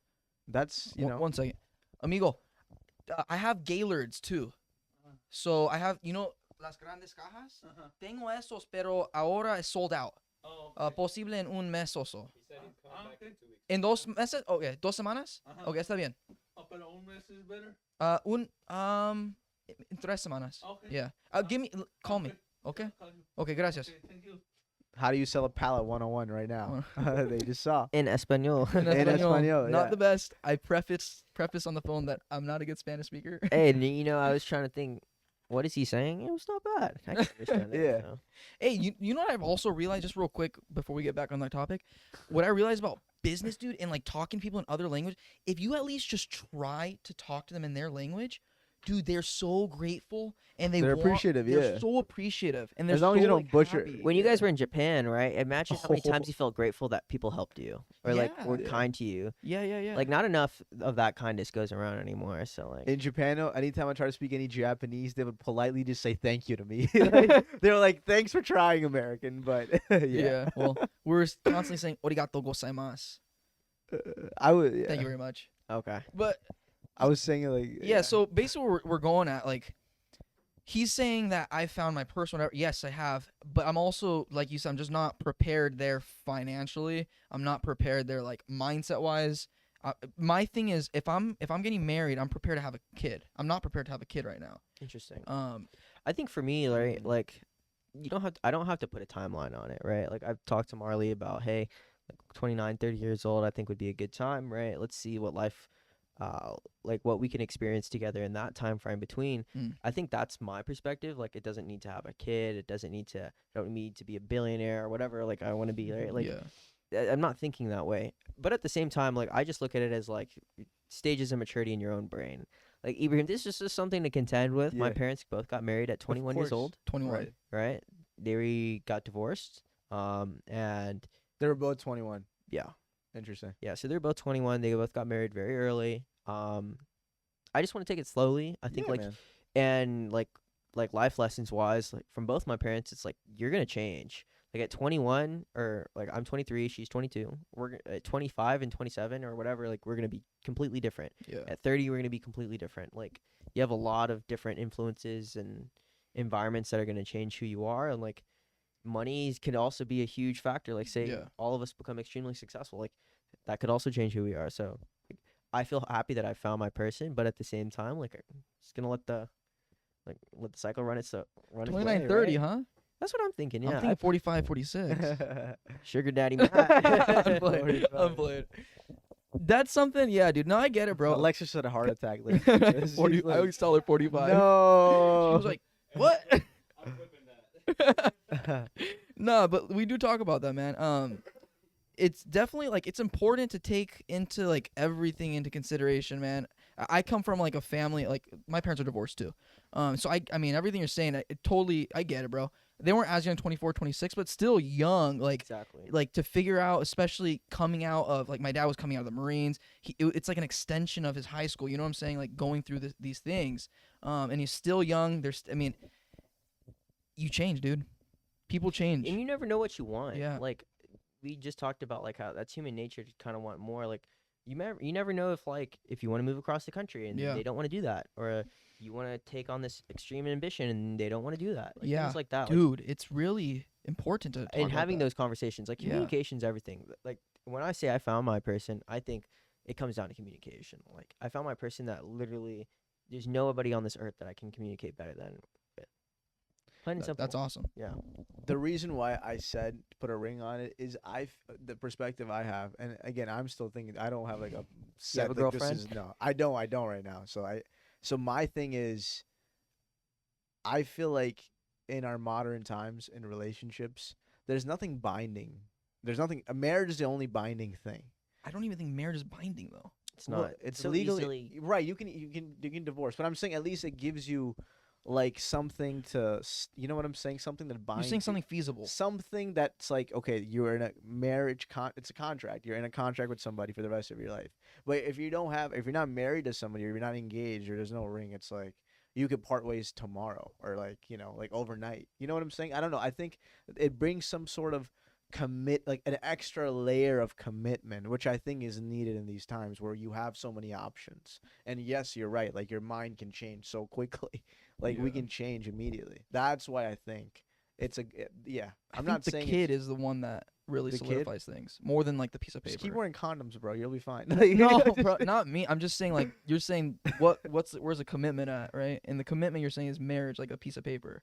Right. But I'm saying I think it's the kid, because you can get married and get divorced and nothing happens. Like your life just keeps going on. And of course you're hurt, You're saying heartbreak, having whatever. kids into Yeah, that's where the real let's get down to business. That's when it starts. See, I disagree because I think a lot of like parents also choose to not care about their kids. Like there's so many parents that have kids, stay married, and then they don't love their kids. They don't like. But is I it get- right? I guess I see what you're saying. Where it's like that's like the like That's where you should. That's where the that's the threshold contract. starts. Yeah. Like Because the this kid is now a themselves. new person that never asked to be in this world. He's now a product of you, and without you, he is going to fail. So it's up to you and this other. I mean, a mom and dad play very different roles, right? It's up to you guys to come together and produce as being hopefully successful. If not, I mean, it's just up to you to make them up to speed to be a prospering adult, I guess. Does that make sense? I wonder what it like. I think it definitely makes sense. I don't think all parents do that for their kids. I don't think so either. So I think that's it's a why big like, I problem. agree. I disagree a little bit, but Yeah. like contractually, I think it makes the most sense. Like that's what you're saying. Like it's a Yeah. lifelong commitment with someone. Yeah. Like that person's dad, if they left, is still gonna be in their life for the rest of their lives because they're their dad. Yeah. right? 100%. Things like that. So Cool. Yeah. Well, I think that's a good note to end it on. Yeah. How long was that? 2 hours? 147. Wow. I Not think that's our bad. longest Good pod. podcast yet. Really? With so a guest, yeah. far. With a guest, yeah. Well, even individually, what's the longest we've It was done? 2, right, last 145. time? No, it was 145. Oh, nice. There you go, bro. good job, All right. guys. Well, there you go. New record. All right. Good talking to you. Love Yes, talking sir. with you Kyle guys. Sanders, Eatery. Good luck with Eatery. I think Thank Eatery you. has a lot of potential, genuinely. I think and like if you everything. keep at it, yeah. Thank you. And like I think everything has a lot of potential. Plug yourself. Go follow Eatery Life, eatery.life on Instagram, eatery.app on TikTok. And yeah, you can follow me online at Kyle I Sanders. That's like my influencer page that I'm trying to build right now. I'm trying to Yeah. get into fitness and food, but hope you guys just kind of follow me along for the journey. And just thank you to Ibrahim and Matt. Cool. Big time for just inviting me today. So Yes, sir. Absolutely. Thank you. Absolutely. Anytime. All right.